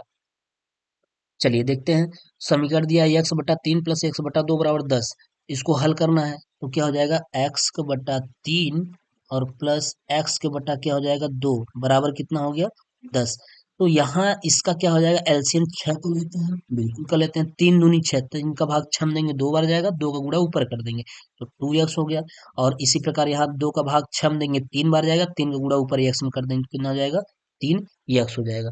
ठीक है, और बराबर कितना हो गया, बराबर ये 10 चलने दीजिए तो 3 2 5 यानी वो हो जाएगा, यहाँ से देखिए यहाँ हो जाएगा 3 2 5 एक्स के बटा कितना 6 बराबर 10। क्रॉस मल्टीप्लिकेशन तिर्यक गुणा कर दीजिए तो 5x का और 10 छंग का 60 यानी 5x का 1 में करेंगे तो 5x आएगा और 10 छक्के 60 हो जाएगा। तो x की वैल्यू कितनी आएगी 60 के बटा 5, 12 पंचे 60 कितना आ गया, x का मान आ गया 12, यही आपका आंसर हो जाएगा। फिर कह रहा है चित्र में त्रिभुज एबीसी और त्रिभुज पीक्यूआर दो समरूप त्रिभुज हैं। यदि बीसी बराबर 2 सेंटीमीटर, ए बी बराबर 3 सेंटीमीटर और क्यूआर बराबर 3 सेंटीमीटर, तो भुजा पीक्यू की माप ज्ञात कीजिए। देखिए ध्यान से देखिए, यहाँ चित्र दिया हुआ है, 2016 में प्रश्न पूछा गया है ये, और ऐसे प्रश्नों को बताया भी गया है। समरूप का त्रिभुज है ये, यहाँ समरूप का ही दिया है, तो समरूप का कंडीशन बताया गया है। समरूप का एक स्पेशली हम वीडियो बनाए हैं, स्पेशली उसमें केवल समरूप और सर्वांग समता के प्रश्न डाले हैं और उससे कंडीशन को बताए हैं। अगर आप प्लीज समरूप और समरूपता से परिचित नहीं होंगे तो आप उस वीडियो को अवश्य देखिए, प्लेलिस्ट में जाइए, वहाँ स्पेशली समरूप और समरूपता का बनाया गया है बाकायदा। चलिए देखिए, कह रहा है बीसी कितना दिया है, ध्यान दीजिए, बीसी दिया है 2 सेंटीमीटर। ए बी कितना दिया है, ए बी ये वाला 3 सेंटीमीटर। और क्यू आर कितना दे रखा है, ये दिया है। तो मान किसका पूछ रहा है, पी क्यू एक्स, इसका मान पूछ रहा है। तो देखिए समरूपता के नियम से आप लगा दीजिए, क्या लगा दीजिए, इतना बटा इतना और इतना बटा इतना, यानी समरूप। क्योंकि त्रिभुज हमारा समरूप है इसलिए, क्योंकि दोनों त्रिभुज समरूप हैं, इसलिए कंडीशन क्या होगी, इसलिए कंडीशन क्या हो जाएगी, हम ये दिखा सकते हैं क्यू आर अपान क्या, बी सी, दिखा सकते हैं बिल्कुल बराबर, इतनी बटा इतना दिखा दें, फिर इतना बटा इतना दिखा दें, यानी पी क्यू के बटा क्या दिखा दे, ए बी, दिखा सकते हैं बिल्कुल। क्यू आर की वैल्यू कितनी है, 3 सेंटीमीटर। बी सी की वैल्यू कितनी है, 2 सेंटीमीटर, बराबर पी क्यू की वैल्यू कितनी है, यक्स सेंटीमीटर, यक्स माने हैं, और ए बी की वैल्यू कितनी है, 3 सेंटीमीटर। देखिए यहाँ ए बी की वैल्यू 3 सेंटीमीटर है कि नहीं है, और ये पी क्यू यक्स है, बिल्कुल है। क्रॉस मल्टीप्लिकेशन, इसका इधर गुड़ा इसका इधर गुड़ा, तो 3 3 9, और यक्स का 2 में करेंगे तो 2 यक्स बराबर कितना आ गया, 9। तो यक्स बराबर कितना हो जाएगा, यक्स बराबर हो जाएगा 9 के बट्टा, यक्स बराबर 9 के बट्टा 2, तो यक्स बराबर कितना हो जाएगा, 4.5, 4.5। यही एक्स की वैल्यू आ जाएगी, एक्स यानी ये वाला जो भुजा होगी वो 4.5 सेंटीमीटर होगी। ठीक, ये प्रश्न आई थिंक आपको समझ में आ रहा होगा, कोई सवाल में बहुत कुछ नहीं है, बस आप कंसेप्ट को पकड़िए। और इतनी बार सवाल कराया जा चुका है कि आप अगर वीडियो को देखते होंगे तब भी चीजें आपके एकदम क्लियर हो जाएंगी, कहीं से कोई सस्पेंस नहीं रह जाएगा। चलिए अगला देखते हैं। अब देखिए ये भी प्रश्न आया है, ये भी प्रश्न को बताया गया है। कह रहा है पार्श्विक चित्र में यदि a c equal to b d, पहले देखिए बराबर कौन है, a c equal to b d, a c equal to b d कौन है, ये वाला, ये वाली भुजा बराबर हो गई। उसके बाद अब हम देखिए कलर चेंज करके बताते हैं। फिर उसके बाद बी सी बराबर ए डी, बी सी कौन है, ये वाली भुजा, बी सी ये वाली भुजा, ये वाली भुजा किसके बराबर है, इस वाली भुजा के बराबर है। जब ये भुजा बराबर है तो ये कोण भी आपका बराबर हो जाएगा। तो बताया गया है कि दो भुजा, भुजा भू को भू अगर बराबर है तब क्या होगा, त्रिभुज क्या होगा, सर्वांशम होगा, सर्वांशम त्रिभुज हो जाएगा। देखिए इसमें एक भुजा दो भुजा, ये भुजा इसके बराबर है और ये भुजा इसके बराबर है, आपस में दोनों भुजाएं बराबर है। जब ये भुजाएं बराबर होंगे तो कोण भी बराबर हो जाएगा, तो ये कोण भी बराबर हो जाएगा। तो भुजा भुजा कोण, यानी भू को भू से हमारी त्रिभुज क्या हो जाएगी, सर्वांशम हो जाएगी। अच्छा कौन सी त्रिभुज सर्वांशम होगी, त्रिभुज ए बी सी, त्रिभुज ए बी सी, ये वाली त्रिभुज, त्रिभुज ए बी सी सर्वांगसम त्रिभुज ए, त्रिभुज बी ए डी, ये यानी कि हमारी क्या हो जाएगी, ये त्रिभुजें हमारी क्या हो जाएंगी, सर्वांगसम हो जाएंगी। त्रिभुज ए बी सी, त्रिभुज ए बी सी सर्वांगसम त्रिभुज क्या हो जाएगी, बी ए डी, ये। तो ये हमारी कौन सा ऑप्शन सही है, ऑप्शन तीसरा सही हो जाएगा, कि ये त्रिभुज हमारा क्या हो जाएगा, सर्वांगसम हो जाएगा। ठीक है, बताया गया है। सबसे छोटी पूर्ण संख्या पूछ रहा है, अगला प्रश्न कह रहा है सबसे छोटी पूर्ण संख्या लिखिए। कह रहा है सबसे छोटी पूर्ण संख्या कौन सी होती है, तो भैया सबसे छोटी पूर्ण संख्या आपको कहाँ से स्टार्ट होती है, जीरो से ही नहीं स्टार्ट होती है, यानी शून्य ही ना होती है पूर्ण संख्या। क्योंकि आप जीरो पूर्ण संख्या कहाँ से स्टार्ट करते हैं, 0 1 2 3 ऐसे लेके होता है। अगर जीरो हटा देंगे तो ये पूर्ण संख्या रह ही नहीं जाएगा, तब प्राकृतिक संख्या हो जाएगा। तो सबसे छोटी पूर्ण संख्या कौन सी है, जीरो है। सबसे बड़ी पूर्ण संख्या नहीं होती है, सबसे बड़ी प्राकृतिक संख्या नहीं होती है, सबसे छोटी प्राकृतिक संख्या भी होती है, एक होती है, और सबसे छोटी हमारी पूर्ण संख्या होती है वो जीरो होती है। यही पूछा जाएगा, या तो सबसे छोटी प्राकृतिक संख्या पूछ ले या सबसे छोटी पूर्ण संख्या पूछ ले, इस चीज का ध्यान रखिएगा। दोनों का बड़ा नहीं पूछेगा क्योंकि बड़ा अनंत तक जाता है। फिर कहा निम्नलिखित समीकरण तथा सर्वसंख्या छाटिए। निम्नलिखित इसमें दिया है, इसमें समीकरण और सर्वसंख्या छाटना है। तो आपको बताए हैं समीकरण और सर्वसंख्या छाटने के लिए सर्वसंख्या वो होगा, सबसे पहले हम सर्वसंख्या को छाट लेते हैं। सर्वसंख्या वो होगा जो एक चर के प्रत्येक मान के लिए वो क्या हो जाता होगा, राइट लेफ्ट हैंड साइड और राइट हैंड साइड क्या हो जाता होगा, बराबर हो जाता होगा। चलिए हम चेक कर लेते हैं, सर्वसंख्या चेक कर लेते हैं पहले। इस वाले सवाल में चेक कर लेते हैं, यक्स बराबर अगर हम एक रखते हैं तो क्या आता है पहले। तो जब यक्स बराबर एक रखेंगे तो दो और एक प्लस एक बराबर दो इंटू एक प्लस दो, दो दो चार, चार हो गया। और दो एक का दो, दो दूनी चार। ये एक का यक्स बराबर एक के लिए तो सही हो गया। अब यक्स बराबर अगर हम चार रखें, चार के लिए देख लेते हैं, क्योंकि किसी भी मान के लिए वो संतुष्ट कर देगा। अगर सौ संख्या रहेगा तो किसी भी वैल्यू के लिए वो संतुष्ट करेगा। चार रखते हैं, चार एक पांच, पांच दूनी के दस, और चार दूनी आठ, दो दस, बिल्कुल सही है। यानी दो चार प्लस एक बराबर दो इंटू चार और प्लस दो। तो चार एक पांच, पांच दूनी के दस, दस बराबर चार दूनी आठ, दो दस, दस बराबर दस। यानी लेफ्ट हैंड साइड बराबर लेफ्ट हैंड साइड बराबर राइट हैंड साइड हो रहा है, बिल्कुल हो रहा है। लेफ्ट हैंड साइड बराबर राइट हैंड साइड इसमें भी हो रहा है। यानी यक्स के प्रत्येक मान के लिए संतुष्ट कर रहा है। अब यही यक्स का प्रत्येक मान इसमें रख के देख लीजिए, क्या ये संतुष्ट करेगा। अ, अब ये तो हमारा पता चल गया कि हमारा क्या है, ये सर्वसम क्या है, पहला वाला क्या है, सर्व समीका है। अब वही चीज रख के इसमें देख लीजिए, अगर संतुष्ट करता होगा तो ये भी सर्वसंख्या होगा, अगर संतुष्ट नहीं करता होगा तो सर्वसंख्या नहीं होगा, तब दैट मीन्स क्या होगा, समीकरण होगा। तो यक्स की वैल्यू यहाँ अगर एक रखेंगे तो ऐसे चेक लिए, दो इंटू एक माइनस एक बराबर एक आएगा। देखिए दो एक का दो माइनस एक बराबर एक आ तो रहा है, दो में से एक गया, एक बराबर एक। यक्स बराबर एक के लिए तो संतुष्ट कर रहा है, लेकिन यक्स बराबर अब चार रख के देख लीजिए, यक्स बराबर चार रखेंगे तो दो इंटू चार माइनस एक बराबर चार, चार दूनी के आठ माइनस एक बराबर चार, आठ में से गए सात, सात बराबर चार। क्या ये बराबर हुआ, नहीं बराबर हुआ। जब नहीं हुआ तो ये क्या है, ये आपका समीकरण है, ये समीकरण है। अच्छा ये जरूरी नहीं है कि एक्स बराबर चार ही रख के चेक कर लिया, आप एक्स बराबर तीन रख के भी चेक कर सकते हैं इसको। तो तीन दूनी छह माइनस एक पांच, और ये तीन ही आएगा, तभी तो नहीं आएगा। चलिए अगला करा, तिरासी के अंकों को परस्पर बदलने से। भैया तिरासी के अंकों, तिरासी के अंक को बदलने पर, जब अंक तिरासी के अंक को बदलेंगे तो क्या होगा, तीन आगे आ जाएगा, आठ पीछे हो जाएगा। पहले आठ आगे था, तीन पीछे था, तो तिरासी के अंक को जब हम बदले तो अड़तीस आ गया। अब क्या कर रहा है, तिरासी के अंकों को परस्पर बदलने में, ठीक है हमने बदल दिया।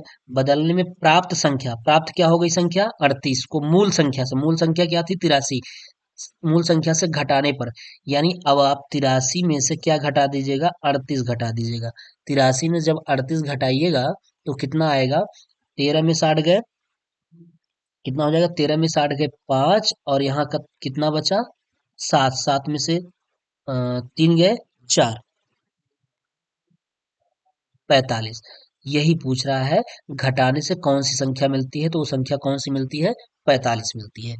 ठीक है, फिर कह रहा है अगला प्रश्न, कह रहा है समीकरण चार एक्स प्लस तीन बराबर माइनस छह एक्स माइनस अट्ठारह को हल कीजिए। क्या दिक्कत है, चलिए हल कर देते हैं। चार एक्स प्लस तीन बराबर माइनस छह एक्स और माइनस कितना, अट्ठारह। तो चार एक्स, ऐसा करिए एक्स को एक तरफ कर लीजिए, चर पद को एक तरफ, चार एक्स, और ये इसको इधर लाएंगे छह एक्स को, तो प्लस हो जाएगा, प्लस छह एक्स बराबर माइनस अट्ठारह उधर रहने दीजिए, और इसको प्लस तीन को उधर ले जाएंगे तो माइनस हो जाएगा। तो छह चार दस एक्स, कितना हो गया, दस एक्स बराबर अठारह तीन इक्कीस, कितना हो गया, माइनस इक्कीस। तो एक्स की वैल्यू कितनी आ जाएगी, एक्स बराबर माइनस इक्कीस के बटा कितना हो जाएगा, दस। यही आपका आंसर हो जाएगा। ठीक, चलिए अगला प्रश्न कह रहा है, एक कक्ष की लंबाई 11 मीटर, चौड़ाई 8 मीटर, ऊंचाई 5 मीटर है।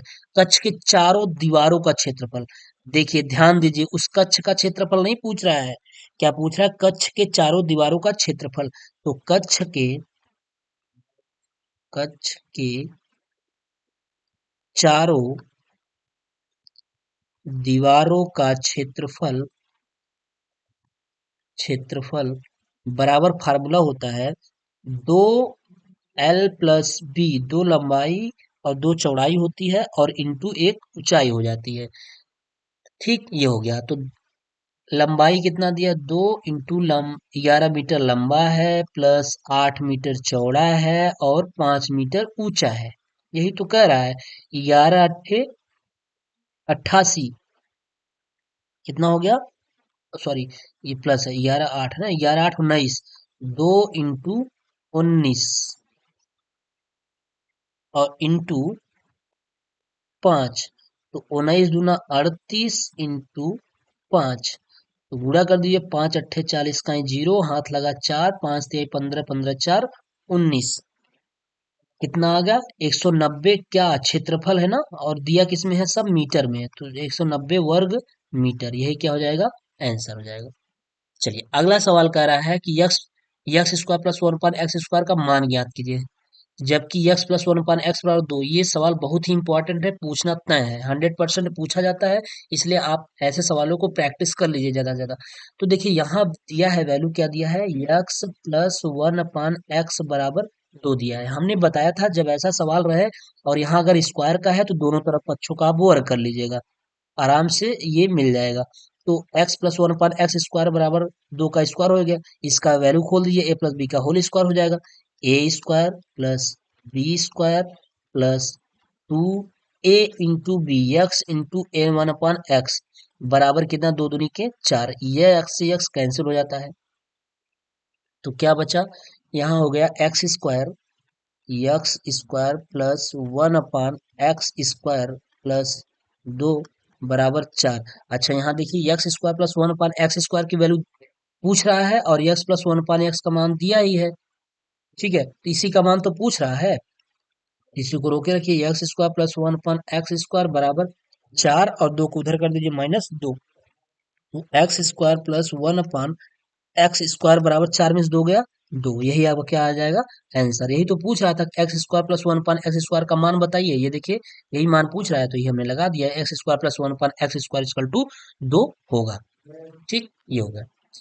अगला कह रहा है परिमेय संख्या को -7/9, -5/21 और 2/-3 आरोही क्रम में लिखिए। किसमें, आरोही क्रम में लिखना है। तो ऐसे सवालों को लगाने से पहले ऐसा क्या कर दीजिएगा, इसका एलसीएम ले लीजिएगा। क्या कर दीजिएगा, इसका एलसीएम। जब इसका एलसीएम लेंगे तो इसका एलसीएम कितना हो जाएगा, इसका एलसीएम हो जाएगा 21×63। 63 9 सत्ते 63, ठीक है। इसका एलसीएम कितना हो गया, 63 हो गया, ये 63 ले लिए। अब 9 का भाग 63 में देंगे तो कितनी बार जाएगा, 7 बार जाएगा, और 7 गुणा ऊपर करिए, 7×7 = 49 हो गया। ठीक है, ये हो गया। फिर उसके बाद क्या जाएगा, 21×3 = 63, कितनी बार, 3 बार गया, और यहाँ माइनस लगा रहेगा, सॉरी माफ करिएगा, ये माइनस रहेगा। ठीक है, और यहाँ 21×3 = 63, 3 बार गया तो 5 हो गया ऊपर, तो 5×3 = 15, कितना हो जाएगा, 15। फिर उसके बाद क्या हो जाएगा, 3 का भाग जब देंगे 63 में, 21 बार जाएगा, 21×2 = 42, कितना हो गया, -42 आ जाएगा। कितना आ जाएगा, -42 आ जाएगा। जब -42 आ गया, अब हम इसमें कॉमन लेते हैं माइनस, तो हो जाएगा 49 और 15, और कितना हो जाएगा 42, और अपान कितना हो जाएगा 63। ठीक है, ये हो गया। अब देखिए, अब आरोही क्रम लिखना है, तो वैसे तो अगर हम माइनस ना होता तो जो सबसे छोटा होता पहले उसको लिख लेते, लेकिन माइनस लगने से इस संख्या जो जितनी बड़ी रहती है, माइनस लगने से वो उतनी ही छोटी हो जाती है। तो इसको हम ऐसे लिख सकते हैं, -49, सबका अंदर गुणा करा दीजिए, -49/63 कर लीजिए। उसके बाद क्या कर लीजिए, -15 के बट्टा क्या कर लीजिए, 63 कर लीजिए, और -42 के बट्टा क्या कर लीजिएगा, 63 कर लीजिएगा। तो देखिए यहाँ पे ये ध्यान रखिएगा, हर तो सबके लिए बराबर है, तो अब हमें ऊपर से ही तो देखना है। तो सबसे छोटी कौन सी है, भैया सबसे छोटी वही होगी जो सबसे बड़ी होगी संख्या में, क्योंकि माइनस लगने पे सबसे बड़ी संख्या जो होती है सबसे छोटी हो जाती है। तो सबसे छोटी संख्या -49 के बट्टा 63 हो जाएगी। अब हम इसको लिख रहे हैं किसमें, आरोही क्रम। अब हम इसको लिख रहे हैं आरोही क्रम में, तो -49/63, उसके बाद क्या हो जाएगा, -42 के बटा क्या हो जाएगा, 63 हो जाएगा। उसके बाद क्या हो जाएगा, -15 के बटा क्या हो जाएगा, 63 हो जाएगा। सबसे बड़ी संख्या ये है, सबसे छोटी ये है आपकी। ठीक है, यही आपका आंसर हो जाएगा। ठीक है, तो इस चीज को ध्यान रखिएगा, माइनस लगने से जो जितनी बड़ी संख्या होती है वो उतनी ही छोटी हो जाती है जब माइनस लग जाता है। चलिए अगला कह रहा है दो परमीय संख्याओं का योगफल कितना दिया है, -1/3 है। यदि इनमें से एक संख्या -5/18 हो तो दूसरी संख्या बताइए। तो दूसरी संख्या मान लीजिए कि दूसरी संख्या क्या होगी, दूसरी संख्या बराबर मान लेते हैं हम क्या, यक्स होगा। तो एक संख्या तो यही ही है, तो हमें और इन दोनों का योगफल कह रहा है -1/3 है, यानी इसका योगफल और इसका योगफल कितना है, -1/3 है। तो कर लीजिए यक्स प्लस -5/18 इसका योगफल बराबर कितना हो जाएगा, -1/3 हो गया। तो हो जाएगा यक्स -5/18 हो गया। ठीक है, बराबर कितना, -1/3 हो गया। अब यहाँ से देख लीजिए आप इसको, तो 18 का यक्स में गुणा करेंगे तो कितना हो जाएगा, 18 यक्स हो जाएगा, और माइनस कितना हो जाएगा, 5, और बटा कितना हो जाएगा, 18 हो जाएगा, और बराबर कितना, -1/3। क्रॉस मल्टीप्लिकेशन आप करा दीजिए, इसका इधर गुणा, इसका इधर गुणा, तो 3 का हो जाएगा, यानी 18 तरीके 54, कितना हो जाएगा, 54। या तो फिर ऐसा करिए, चलिए अच्छा ठीक है, अब करा दिए, हो गया तो हो गया। नहीं तो आप ऐसा करते हैं, इसको यहीं से काट दीजिए। देखिए मैं आपको सरल मेथड बता दूं, ये सब करने की जरूरत ही ना पड़े। कैसे, यहाँ से देख लीजिए, अब इसके बाद यहाँ से देखिए, इस यक्स को यहीं रहने दीजिए, और बराबर ये -1/3 उधर है, इसको पंचांतर कर देंगे तो ये बराबर की इस साइड में आएगा, तो प्लस हो जाएगा, 5 के बटा क्या हो जाएगा, 5/18 हो जाएगा। अब यहाँ देखिए आसान हो जाएगा, आपको 18 यहाँ से एलसीएम ले लीजिएगा, तो 3 छक्के 18, 18 हो गया, तो -6 हो गया, और प्लस 18 1 का 18, और ये हो गया 5, और बराबर इधर से यक्स की वैल्यू आएगी, तो यक्स बराबर 6 में से 5 गया, कितना आएगा, -1/18 आ जाएगा। कितना आ जाएगा, -1/18, यही आपका क्या हो जाएगा, आंसर हो जाएगा।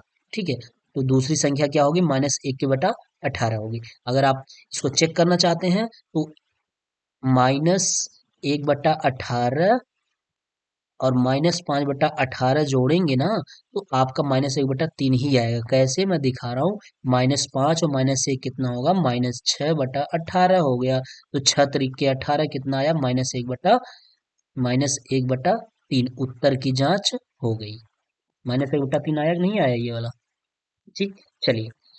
कह रहा प्लेटो का जन्म 429 ईसा पूर्व में हुआ था तथा 348 ईसा पूर्व में दिवंगत हुए। दिवंगत मतलब मर गए, खत्म हो गए। वे कितने वर्षों तक जीवित रहे। तो क्या करना है आपको, 429 में से घटा दीजिएगा, 429 में से 348 घटा दीजिए। आई थिंक आपका कितना आ जाएगा, इधर ये हो गया, 9 में से 8 गया 1, 12 में से 4 गया 8, 8 4 12, 81 वर्ष आ जाएगा। बस और कुछ नहीं है, ऐसे सब प्रश्न बताए गए हैं। और देखिए 2016 में पूछा गया है 1 नंबर में। अब अगर कह रहा है X Y minus Z plus Y Z minus X plus Z X minus Y का मान ज्ञात कीजिए। इसका मान ज्ञात करना है तो क्या करना है, बस अंदर गुणा कर दीजिए, और क्या, तो गुणा कर दे यक्स का वाई में, यक्स वाई, फिर यक्स का जेड में, एक्स जेड, फिर प्लस वाई का गुणा करिए इसमें, तो वाई जेड हो गया। माइनस वाई का गुणा करिए, माइनस वाई एक्स या एक्स वाई कुछ भी कर सकते हैं, प्लस जेड एक्स या एक्स जेड कुछ भी कर सकते हैं, फिर जेड वाई या फिर माइनस वाई जेड। आप देखिए कटेगा, यक्स जेड कहीं दिख रहा है, हाँ देखिए यक्स जेड ये माइनस है, और यक्स जेड ये प्लस है, वाई जेड ये प्लस है, और ये वाई जेड माइनस है, ये एक्स वाई क्या है, माइनस है, और ये प्लस है, बराबर कितना, 0। खुदा पहाड़ निकली चुहिया, आ गया क्या, शून्य, आंसर आ गया, है ना, ये हो गया। अगला कह रहा है एक रेलगाड़ी की चाल x² + 3x + 2 किलोमीटर प्रति घंटा है, तो वह x+2 घंटे में कितनी दूरी तय करेगी। कह रहा है एक रेलगाड़ी की जो चाल है, चाल दिया है, स्पीड दिया है, स्पीड बोले तो चाल, चाल दे रखा है कितना, x² + 3x + 2, वह इतना घंटे में, यानी टाइम दे रखा है, टाइम यानी समय दे रखा है। समय की वैल्यू कितनी दे रखी है, x+2 दे रखा है। आप जानते हैं कि चाल बराबर दूरी बटा समय होता है। चाल बराबर क्या होता है, दूरी बटा समय होता है, ये होता है। अच्छा पूछ क्या रहा है आपसे, दूरी पूछ रहा है, तो दूरी निकाल दीजिए, क्रॉस मल्टीप्लिकेशन, दूरी हो जाएगा चाल गुणते समय, यानी दूरी बराबर क्या हो जाता है, दूरी बराबर चाल गुणित्ते क्या हो जाता है, समय हो जाता है, बिल्कुल हो जाता है। तो क्या हो जाएगा यहाँ पे, चाल की वैल्यू कितनी दे रखी है, चाल आपका दिया है एक्स स्क्वायर प्लस 3x+2, यानी x square plus 3x+2 into समय कितना दे रखा है, x+2, गुणा करा दीजिए। इस यक्स का यक्स स्क्वायर में गुणा कराएंगे तो क्या हो जाएगा, एक्स क्यूब हो जाएगा। फिर यक्स का जब 3x में कराएंगे तो प्लस 3x² हो जाएगा। सब प्लस प्लस में, इसमें कोई दिक्कत नहीं है। फिर प्लस यक्स का जब 2 में कराएंगे तो कितना हो जाएगा, 2x हो जाएगा। अब इसका तो तीनों इन सब में हो गया, आप इसको उठाइए और इन तीनों में गुणा करा दीजिए। 2 का जब यक्स स्क्वायर में होगा तो क्या होगा, 2x² हो जाएगा। फिर जब 2 का 3 में होगा, प्लस 2 तिहाई 6x होगा, प्लस 2 का 2 में होगा तो कितना हो जाएगा, 4 हो जाएगा। तो अब यहाँ से देख लीजिए, जोड़ जोड़ लीजिए, घटना सब जो जोड़ने वाला है जोड़ लीजिए। एक्स क्यूब 3x² 2x² कितना हो जाएगा, 5x²। 2x और 6x कितना हो जाएगा, 6 2 8x प्लस क्या हो जाएगा, 4। यही आपका क्या हो जाएगा, दूरी यानी डिस्टेंस आ गई। क्या आ गई, डिस्टेंस। ये दूरी आपकी आ गई है ना, यही आंसर हो जाएगा। ठीक, ये हो गया। फिर अगला कह रहा है x+1/x बराबर 5 हो तो x² + 1/x² का मान ज्ञात कीजिए। इसका मान ज्ञात करना है। फिर हमने कहा कि अगर x+1/x बराबर क्या दे रखा है, 5, दोनों पक्षों का वर्ग कर दीजिए। दोनों पक्षों का वर्ग, जब दोनों पक्षों को वर्ग करेंगे तो हो जाएगा क्या, x+1/x का होल स्क्वायर बराबर 5 का स्क्वायर। तो आ जाएगा कितना, x² plus 1/x² plus a² plus b² plus 2 a into B, X से एक्स कैंसिल हो जाता है इसलिए उसको नहीं लिखनाएंगे। 5 बचे 25। x² प्लस 1/x² का मान ही तो पूछ रहा है, यही वाला मान पूछ रहा है, यहाँ पे आ गया है। इसकी को रोकिए, बाकी पंचांतर करिए। x² प्लस 1/x² बराबर कितना, 25 माइनस 2, यानी क्या हो जाएगा, x² प्लस 1/x² बराबर 25 में 2 गया 23। कितना हो गया आंसर, 23 आ गया। ठीक है, यही आपका आंसर हो गया।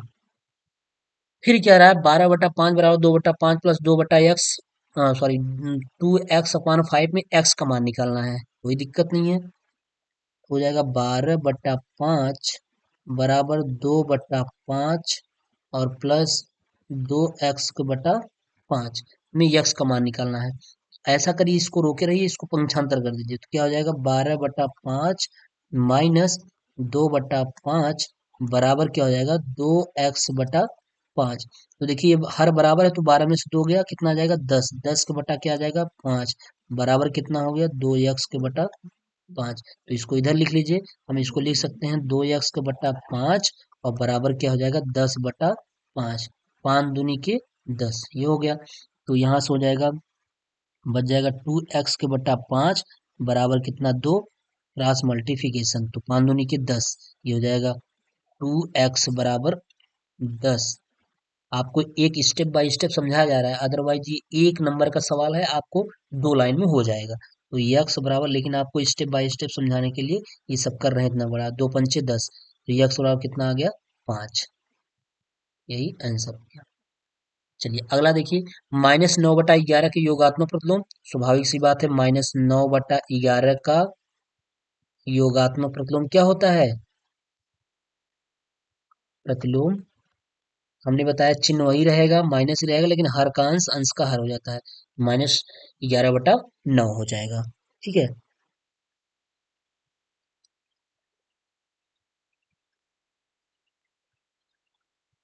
ओ सॉरी, माफ करिएगा, योगात्मक प्रतिलोम पूछ रहा है।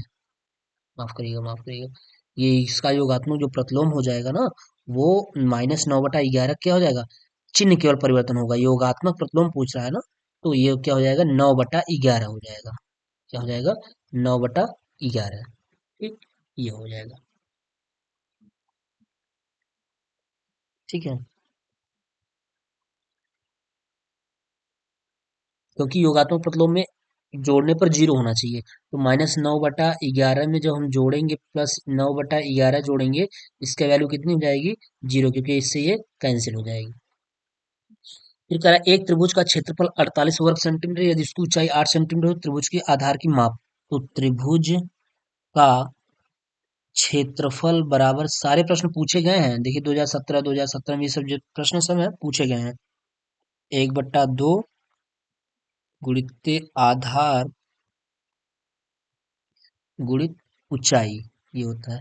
तो 1/2 इंटू क्षेत्रफल दे रखा है 48 इंटू आधार कितना दिया है, आधार तो पूछ रहा है, आधार आपका पूछ रहा है, आधार इंटू ऊंचाई कितना दे रखा है, 8 दिया है। तो अब ये हो जाएगा हमारा, इसका 2 का इधर गुणा कर दीजिए, तो 48 बराबर आधार गुणित पे क्या हो जाएगा, 8 हो जाएगा। तो आधार का मान निकालना है आपको, तो 48 के बटा क्या हो जाएगा, 8 हो जाएगा, बराबर क्या हो गया, आधार हो गया। 8 छंग 48, यानी आधार बराबर कितना आ गया, आधार बराबर 6 आ गया।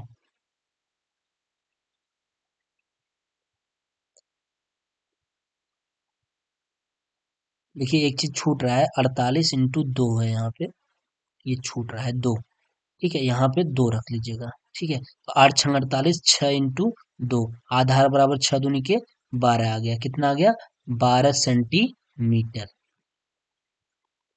ठीक, 12 सेंटीमीटर आ गया, ठीक है।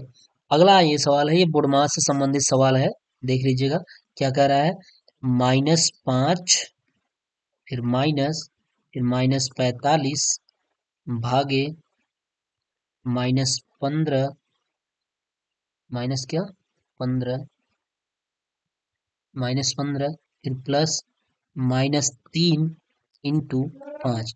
तो बोडमास में क्या होता है, BODMAS, सबसे पहले ब्रैकेट को, ब्रैकेट में सबसे पहले कौन, छोटा ब्रैकेट, तो ये -5 बाहर निकल गया, और ये -45 है, माइनस माइनस कितना हो जाएगा, +45 हो जाएगा, और भागे क्या है, भागे कितना हो गया, -15 हो गया, फिर प्लस कितना हो गया, ये गुणा कर दिए 5 तिहाई 15, माइनस कितना हो गया, माफ करिएगा, -15, तो हो गया ये -5, -5, और 15, -15 का भाग 45 में देंगे तो 15 तिया 45, कितना आएगा, माइनस, या आप ऐसे लिख लीजिए, प्लस माइनस से माइनस, -45 के बटा कितना, 15 लिख लीजिए, और फिर प्लस माइनस से माइनस ये हो जाएगा, 15 हो जाएगा। तो अब यहाँ से ये हो जाएगा कितना, -5, फिर -15 तिया 45, और माइनस कितना हो गया, 15,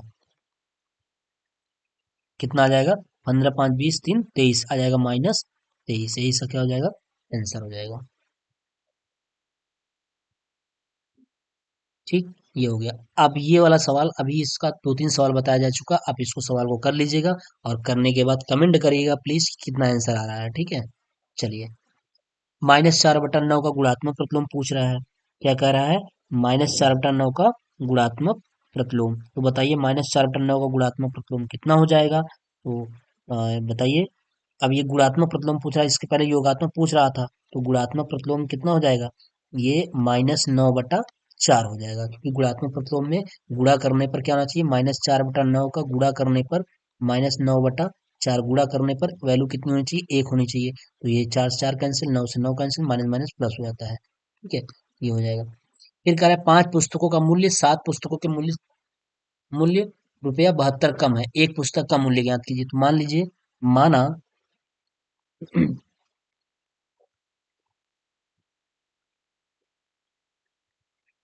थोड़ा चार्ज लगा दें, ये हो गया, तो 5 पुस्तकों का मूल्य 7 पुस्तकों के मूल्य से ₹72 कम है, एक पुस्तक का मूल्य, तो मान लीजिए, माना एक पुस्तक का मूल्य बराबर कितना है, एक पुस्तक का मूल्य कितना मान लेंगे, यक्स, तो 5 पुस्तक का मूल्य कितना हो जाएगा, 5 पुस्तक का मूल्य बराबर कितना हो जाएगा, 5x हो जाएगा। 7 पुस्तक का मूल्य कितना हो जाएगा, 7 पुस्तक का मूल्य बराबर कितना हो जाएगा, 7x हो जाएगा, ठीक है। अब कह रहा है सवाल, 5 पुस्तकों का मूल्य 7 पुस्तकों के मूल्य से ₹72 कम है, कौन कम है, 5 वाला कम है, तो हम यहाँ दिखाएंगे, समीकरण यहाँ बनाना होगा, 5x और 7x को बराबर करना होगा। कौन कम है? ये 5x वाला कम है, लेकिन समीकरण बराबर करने के लिए इसको हम जब ज्यादा करेंगे तभी जाके समीकरण बराबर होगा। या तो इसको हम ज्यादा कर दें, 5x वाले में जोड़ दें, या फिर 7x वाले में 72 घटा दें, तब बराबर होगा। तो चलिए हम इसको जोड़ देते हैं। तो हो जाएगा, इस 72 को ऐसे रहने दीजिए, बराबर 7x और 5x को उधर लेके चले जाइए, -5x हो जाएगा। 7 में से 5 गया, 2x बराबर कितना आ जाएगा? 72। तो यहाँ से x की वैल्यू निकालेंगे तो 72 के बटा क्या आ जाएगा? 2, 36 गुना 72। x की वैल्यू कितनी आ जाएगी? 36। x की वैल्यू 36 का मतलब एक पुस्तक का मूल्य कितना हो जाएगा? एक पुस्तक का मूल्य, एक पुस्तक का मूल्य, एक पुस्तक का मूल्य बराबर कितना हो गया? 36 रुपया। यही निकालना था। सवाल बताया गया है, 2-3 बार ये सवाल बताया गया है, क्योंकि जितनी बार सॉल्व किया गया है, हर बार आया है। फिर कह रहा है 3 क्रमागत संख्याओं का योग 87 है। द्वितीय क्रमागत संख्या का मान ज्ञात कीजिए। तो मान लीजिए, क्या मानेंगे? तो मान लीजिए कि 3 क्रमागत संख्याओं का योग 87 दिया है, तो पहली संख्या क्या हो जाएगी?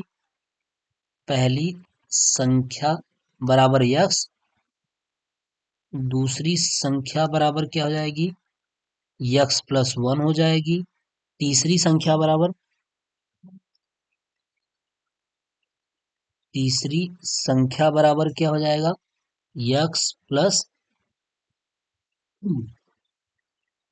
अब इन्हीं तीनों संख्याओं का योग दिया है, यानी अब योग कर लीजिए प्रश्न के अनुसार जो कह रहा है।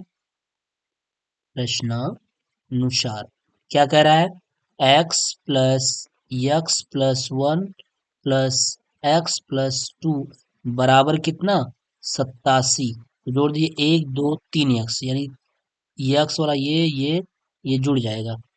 जब जुड़ जाएगा तो कितना हो जाएगा? 3x और प्लस 2 1 3 बराबर कितना? 87। तो यहाँ से 3x इक्वल टू हो जाएगा, 3x इक्वल टू 87 माइनस 3। तो 3x इक्वल टू हो गया, 7 में से 3 गए 4, यानी 84 हो जाएगा। यहाँ पे 3x इक्वल टू 84, तो x इक्वल टू 84 के बटा 3, 3 दूनी 6, बचा कितना? 2, 23 हो गया, है ना?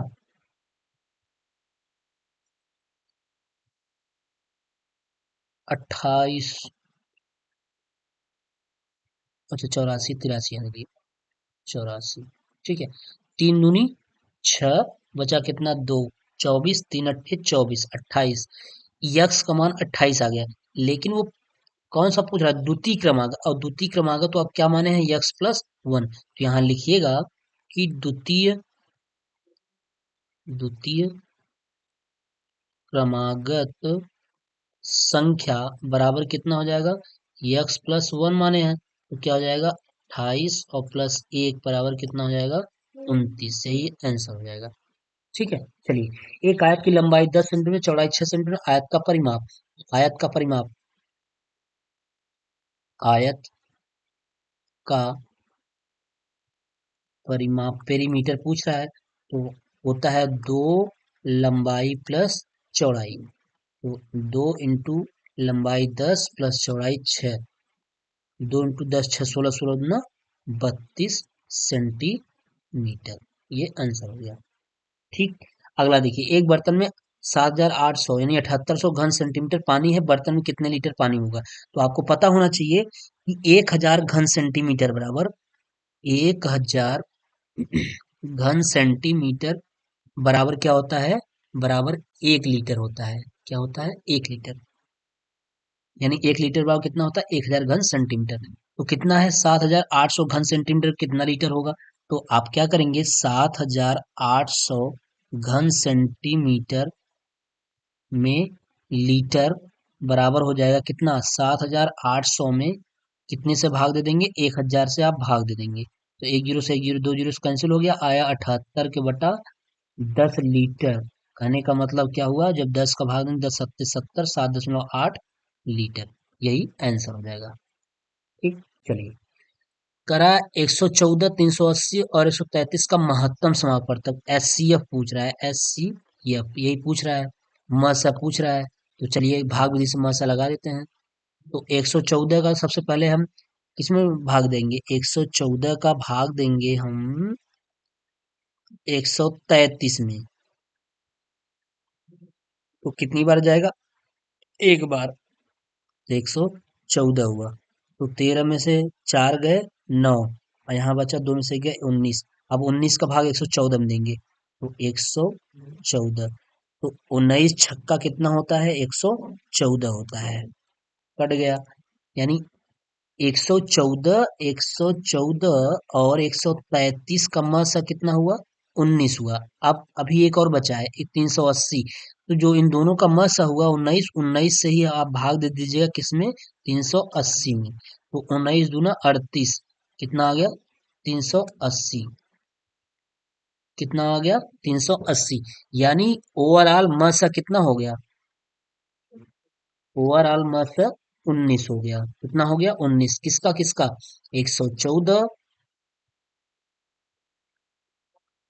133 और 380 का जो मसा होगा वो क्या होगा? 19 हो गया। ठीक, ये हो गया। फिर करा एक वर्गाकार खेत की भुजा दिया है और खेत का क्षेत्रफल ज्ञात करना है, जबकि यक्स का मान दे रखा है -3। देखिए ऐसे खेत का क्षेत्रफल वर्गाकार है तो वर्ग का क्षेत्रफल आपको पता है। वर्गाकार खेत का क्षेत्रफल यानी जो फार्मूला हो जाएगा वो हो जाएगा भुजा स्क्वायर से निकालेंगे। लेकिन ऐसे इसका भुजा स्क्वायर मत करिएगा, आप पहले यक्स की वैल्यू रख करके तब कराइएगा। तो चलिए हम 3x+17 है, इसमें यक्स क्या रख देते हैं? -3। तो क्या हो जाएगा? 3 × -3 और प्लस क्या हो जाएगा? 17। 3 × 3 = 9, -9 और प्लस क्या हो जाएगा? 17। तो 9 8 कितना आ जाएगा? यहाँ से घटा दीजिए आप। 9 8 17 कितना हो गया? 8 आ गया। कितना आ गया? 8 आ गया। जब 8 आ गया तो अब हम इसको सॉल्व करेंगे। तो अब आप यहाँ से निकाल दीजिएगा तो आराम से आपका निकल जाएगा क्षेत्रफल। अब 8 का क्या कर देंगे? स्क्वायर कर देंगे। ठीक है, ये हो जाएगा। ठीक है, ये हो गया। तो 8 का स्क्वायर हो जाएगा क्योंकि अब भुजा एक्स का वैल्यू वैल्यू आ गया। एक्स बराबर कितना आ गया? 8। यहाँ से एक्स बराबर -3 रखें तो ये जो वर्गाकार भुजा आ गई ए आ गई। ए कितना आ गया? 8 आ गया। तो 8 का स्क्वायर 8 × 64 कितना हो जाएगा? 64 क्या? वर्ग मीटर क्षेत्रफल है तो वर्ग मीटर हो जाएगा। ठीक है, ये हो गया। ये हो गया आपका। चलिए अगला देखिए। कह रहा है x² - 7x + 6 = 0 को हल कीजिए। ये समीकरण दिया हुआ है तो हो जाएगा x² - 7x + 6। तो 6 का ऐसा खंड करिए जोड़ने पे 7 आ जाए। तो 6 × 1, 6 1 का 6 गुणा करने पे 6 ही रहेगा। 6 में 1 जोड़ देंगे 7 हो जाएगा। तो हो जाएगा x² माइनस क्या? 6x फिर माइनस यक्स प्लस 6। इसमें यक्स कॉमन ले लेंगे तो यक्स -6 बच जाएगा। फिर माइनस में 1 कॉमन लेंगे तो यक्स -6। जो इस क्वेश्चन में वही इस क्वेश्चन में, यानी हो जाएगा x-1 एक क्वेश्चन में और अगले क्वेश्चन में x-6। इन दोनों कोष्टकों में से एक को यहाँ लिख लेते हैं और एक क्या बचा है? x-1। यही इसका हल हो गया। और बराबर क्या है? 0 है ना। तो अब हम दिखा देंगे, पहली बार दिखा देंगे x-1 बराबर 0 दिखाएंगे तो x बराबर क्या आ जाएगा? 1 आ जाएगा। एक आंसर ये हो जाएगा। और एक x-6 बराबर 0 दिखा देंगे तो x बराबर क्या आ जाएगा? 6 आ जाएगा। एक आंसर ये हो जाएगा। ठीक है, चलिए फिर कह रहा है 5 पुस्तकों का मूल्य 7 पुस्तकों के मूल्य से 14 रुपए कम है। जैसे अभी इसके पहले सवाल पूछा था उसमें 72 था, इसमें 14 था। बस ये 2020 में सवाल पूछा गया है। देख लीजिए सवाल को कैसे रिपीट कर रहा है। केवल यहाँ पे संख्या डिफरेंस दिया है बस, बाकी चीजें वही है। 5 पुस्तकों का मूल्य 7 पुस्तकों के मूल्य से 14 रुपया कम है। एक पुस्तक का मूल्य, एक पुस्तक का मूल्य आप मानेंगे यक्स मान लेंगे तो 5 पुस्तक का मूल्य जो है 5x 14 रुपया कम है तो उसमें 14 जोड़ दीजिए और बराबर 7 यक्स कर दीजिए। इस सवाल को हल कर लीजिए, समीकरण को हल कर दीजिए, आंसर आ जाएगा। फिर यही चीज यही है, इन दोनों पक्षों का वर्ग कर लीजिएगा यानी a+1/a बराबर 3। इसका भी वर्ग कर दीजिएगा और इसका भी वर्ग कर दीजिएगा a+b का होल स्क्वायर। ऐसा अभी इसी में 2 3 सवाल हो चुका है। सवाल को लगा लीजिएगा a+b का होल स्क्वायर से आपका सवाल आ जाएगा। चलिए फिर वही सवाल है कि एक बगीचे में 2025 पौधे लगे हैं, प्रत्येक पंक्ति में उतने ही पौधे लगे हैं जितनी बगीचे में कुल पंक्तियों की संख्या है, प्रत्येक पंक्ति में कुल कितने पौधे लगे हैं। जस्ट यही सवाल अभी इसके पीछे बताया गया है। फिर ये सवाल रिपीट किया है 2020 और 2016 में पूछा गया है। कितना इंपॉर्टेंट सवाल है, very most important, very most important question है। सेम यही सवाल बताया गया है, कोई चेंजेस नहीं। आप सवाल को देख लीजिए। एक पुस्तक का मूल्य इतना है तो इसी प्रकार इतने पुस्तक का मूल्य बताइए। भैया अगर एक केले का मूल्य 5 रुपये है तो 10 केले का मूल्य क्या होगा? 50 गुणा कर देंगे 10 का 5 में, तो वही चीज तो है। तो 5x² प्लस 2x और प्लस 1 में आप गुणा कर दीजिए कितने से?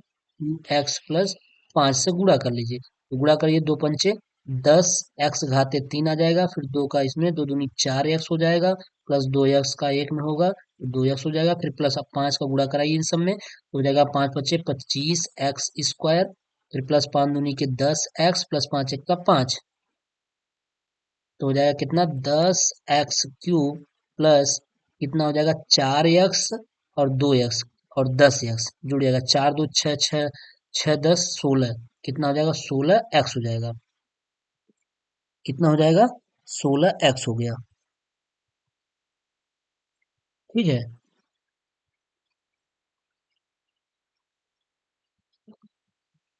गुणा देख लीजिए, सही करिएगा। 2 × 5 = 10, x³ प्लस 2 दूनी के 4x, फिर प्लस 2 1 का, यहाँ 4x² होगा, माफ करिएगा, 4x हो जाएगा, 2 1 का 2x, और ये हो गया, फिर प्लस 5 × 5 = 25, 25x² और फिर प्लस 5 दूनी के 10x प्लस 5 × 1 = 5।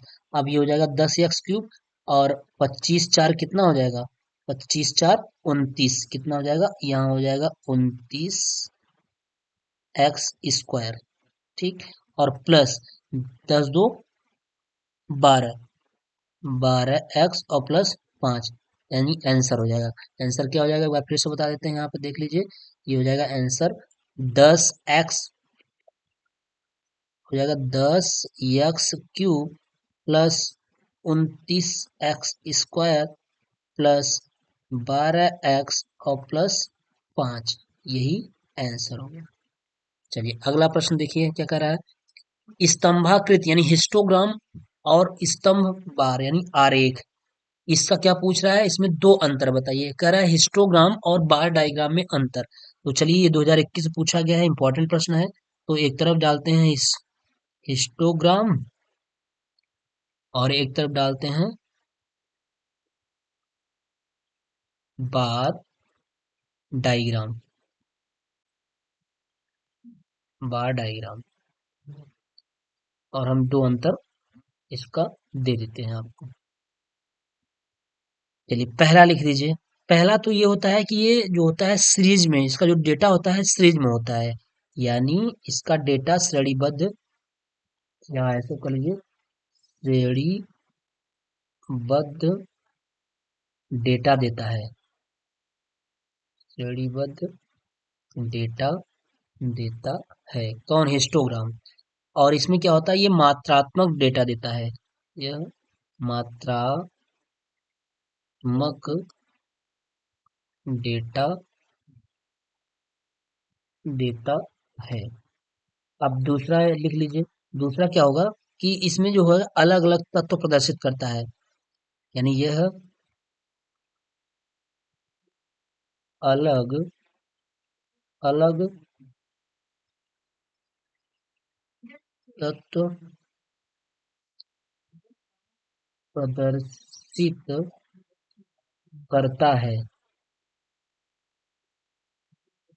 और इसमें क्या होता है? यह उन तत्वों को प्रदर्शित करता है जिन्हें एक साथ समाहित किया जाता है, जिन्हें एक साथ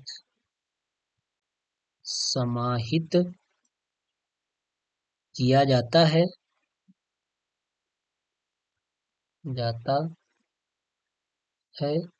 और उन्हें श्रेणी माना जाता है, और उन्हें क्या माना जाता है, सीरीज माना जाता है।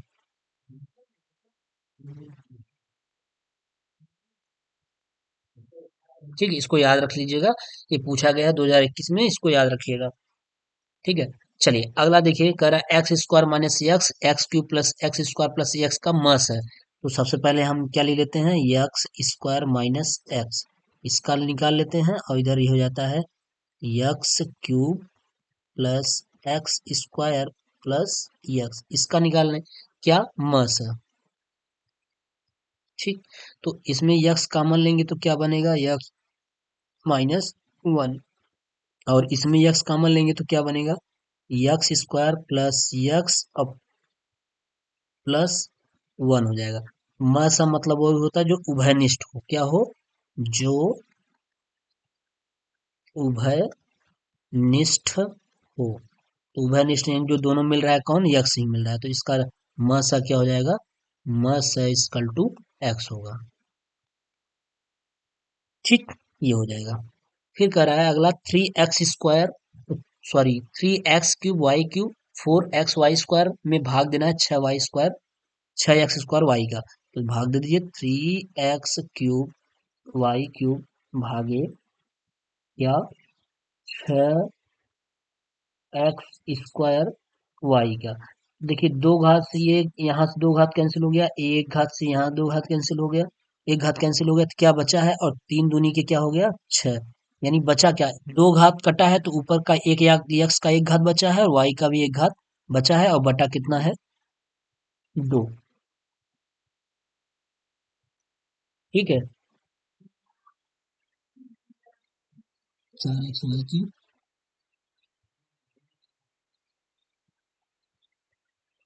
तो देखिए चार एक्स वाई क्यूब छूट रहा है, तो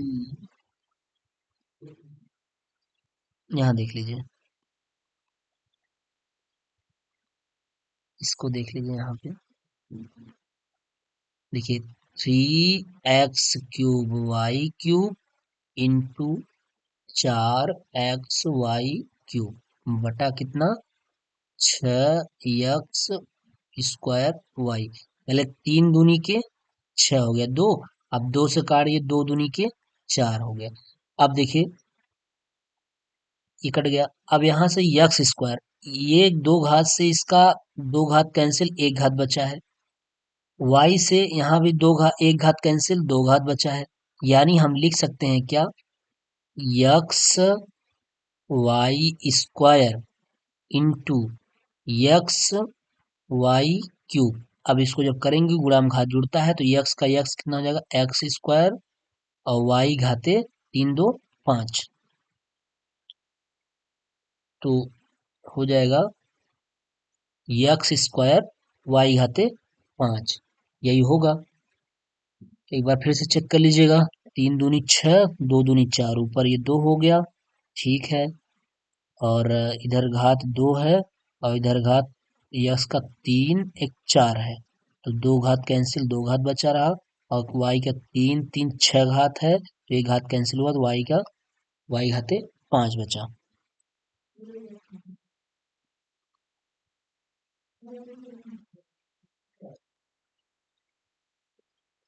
दो दूनी चार, और अभी दो ही बचा है, यहाँ हो जाएगा, दो यहाँ कर लीजिए, दो बचा है, तो टू हो गया, और ठीक, टू एक्स स्क्वायर वाई घाते पांच, यही बचेगा आपका आंसर होगा। चलिए आगे देखिए, एक घनाभ का क्षेत्रफल 125 वर्ग मीटर है, यदि इसकी ऊंचाई 4.5 मीटर है तो इसका आयतन, घनाभ का क्षेत्रफल दे रखा है, घनाभ का जो क्षेत्रफल दिया है, यहाँ आप लिख लीजिएगा, घनाभ का क्षेत्रफल बराबर L into B into H बराबर दिया है 125 वर्ग मीटर, और इसकी ऊंचाई एच बराबर दे रखा है कितना, 4.5 मीटर। तो पूछ रहा है इसका आयतन, माफ करिएगा, घनाभ का क्षेत्रफल जो होता है, क्षेत्रफल लंबाई गुणित चौड़ाई होगा तो लंबाई इंटू चौड़ाई 125 दिया है, तो इसका क्या पूछ रहा है, आयतन पूछ रहा है। ठीक, तो घनाभ का आयतन का सूत्र होता है, घनाभ का आयतन बराबर लंबाई गुणित चौड़ाई गुणित ऊंचाई। ठीक, अब देखिए जो क्षेत्रफल दिया है, क्षेत्रफल में एल इंटू बी का मान दे रखा है कितना, 125। तो इस एल इंटू बी की जगह हम 125 रख सकते हैं, बिल्कुल रख सकते हैं। इंटू ऊंचाई, ऊंचाई की जगह क्या रख सकते हैं, 4.5 रख सकते हैं। बस इसी का गुणा करा दीजिए। 125 में 4.5 का गुणा करा दीजिए।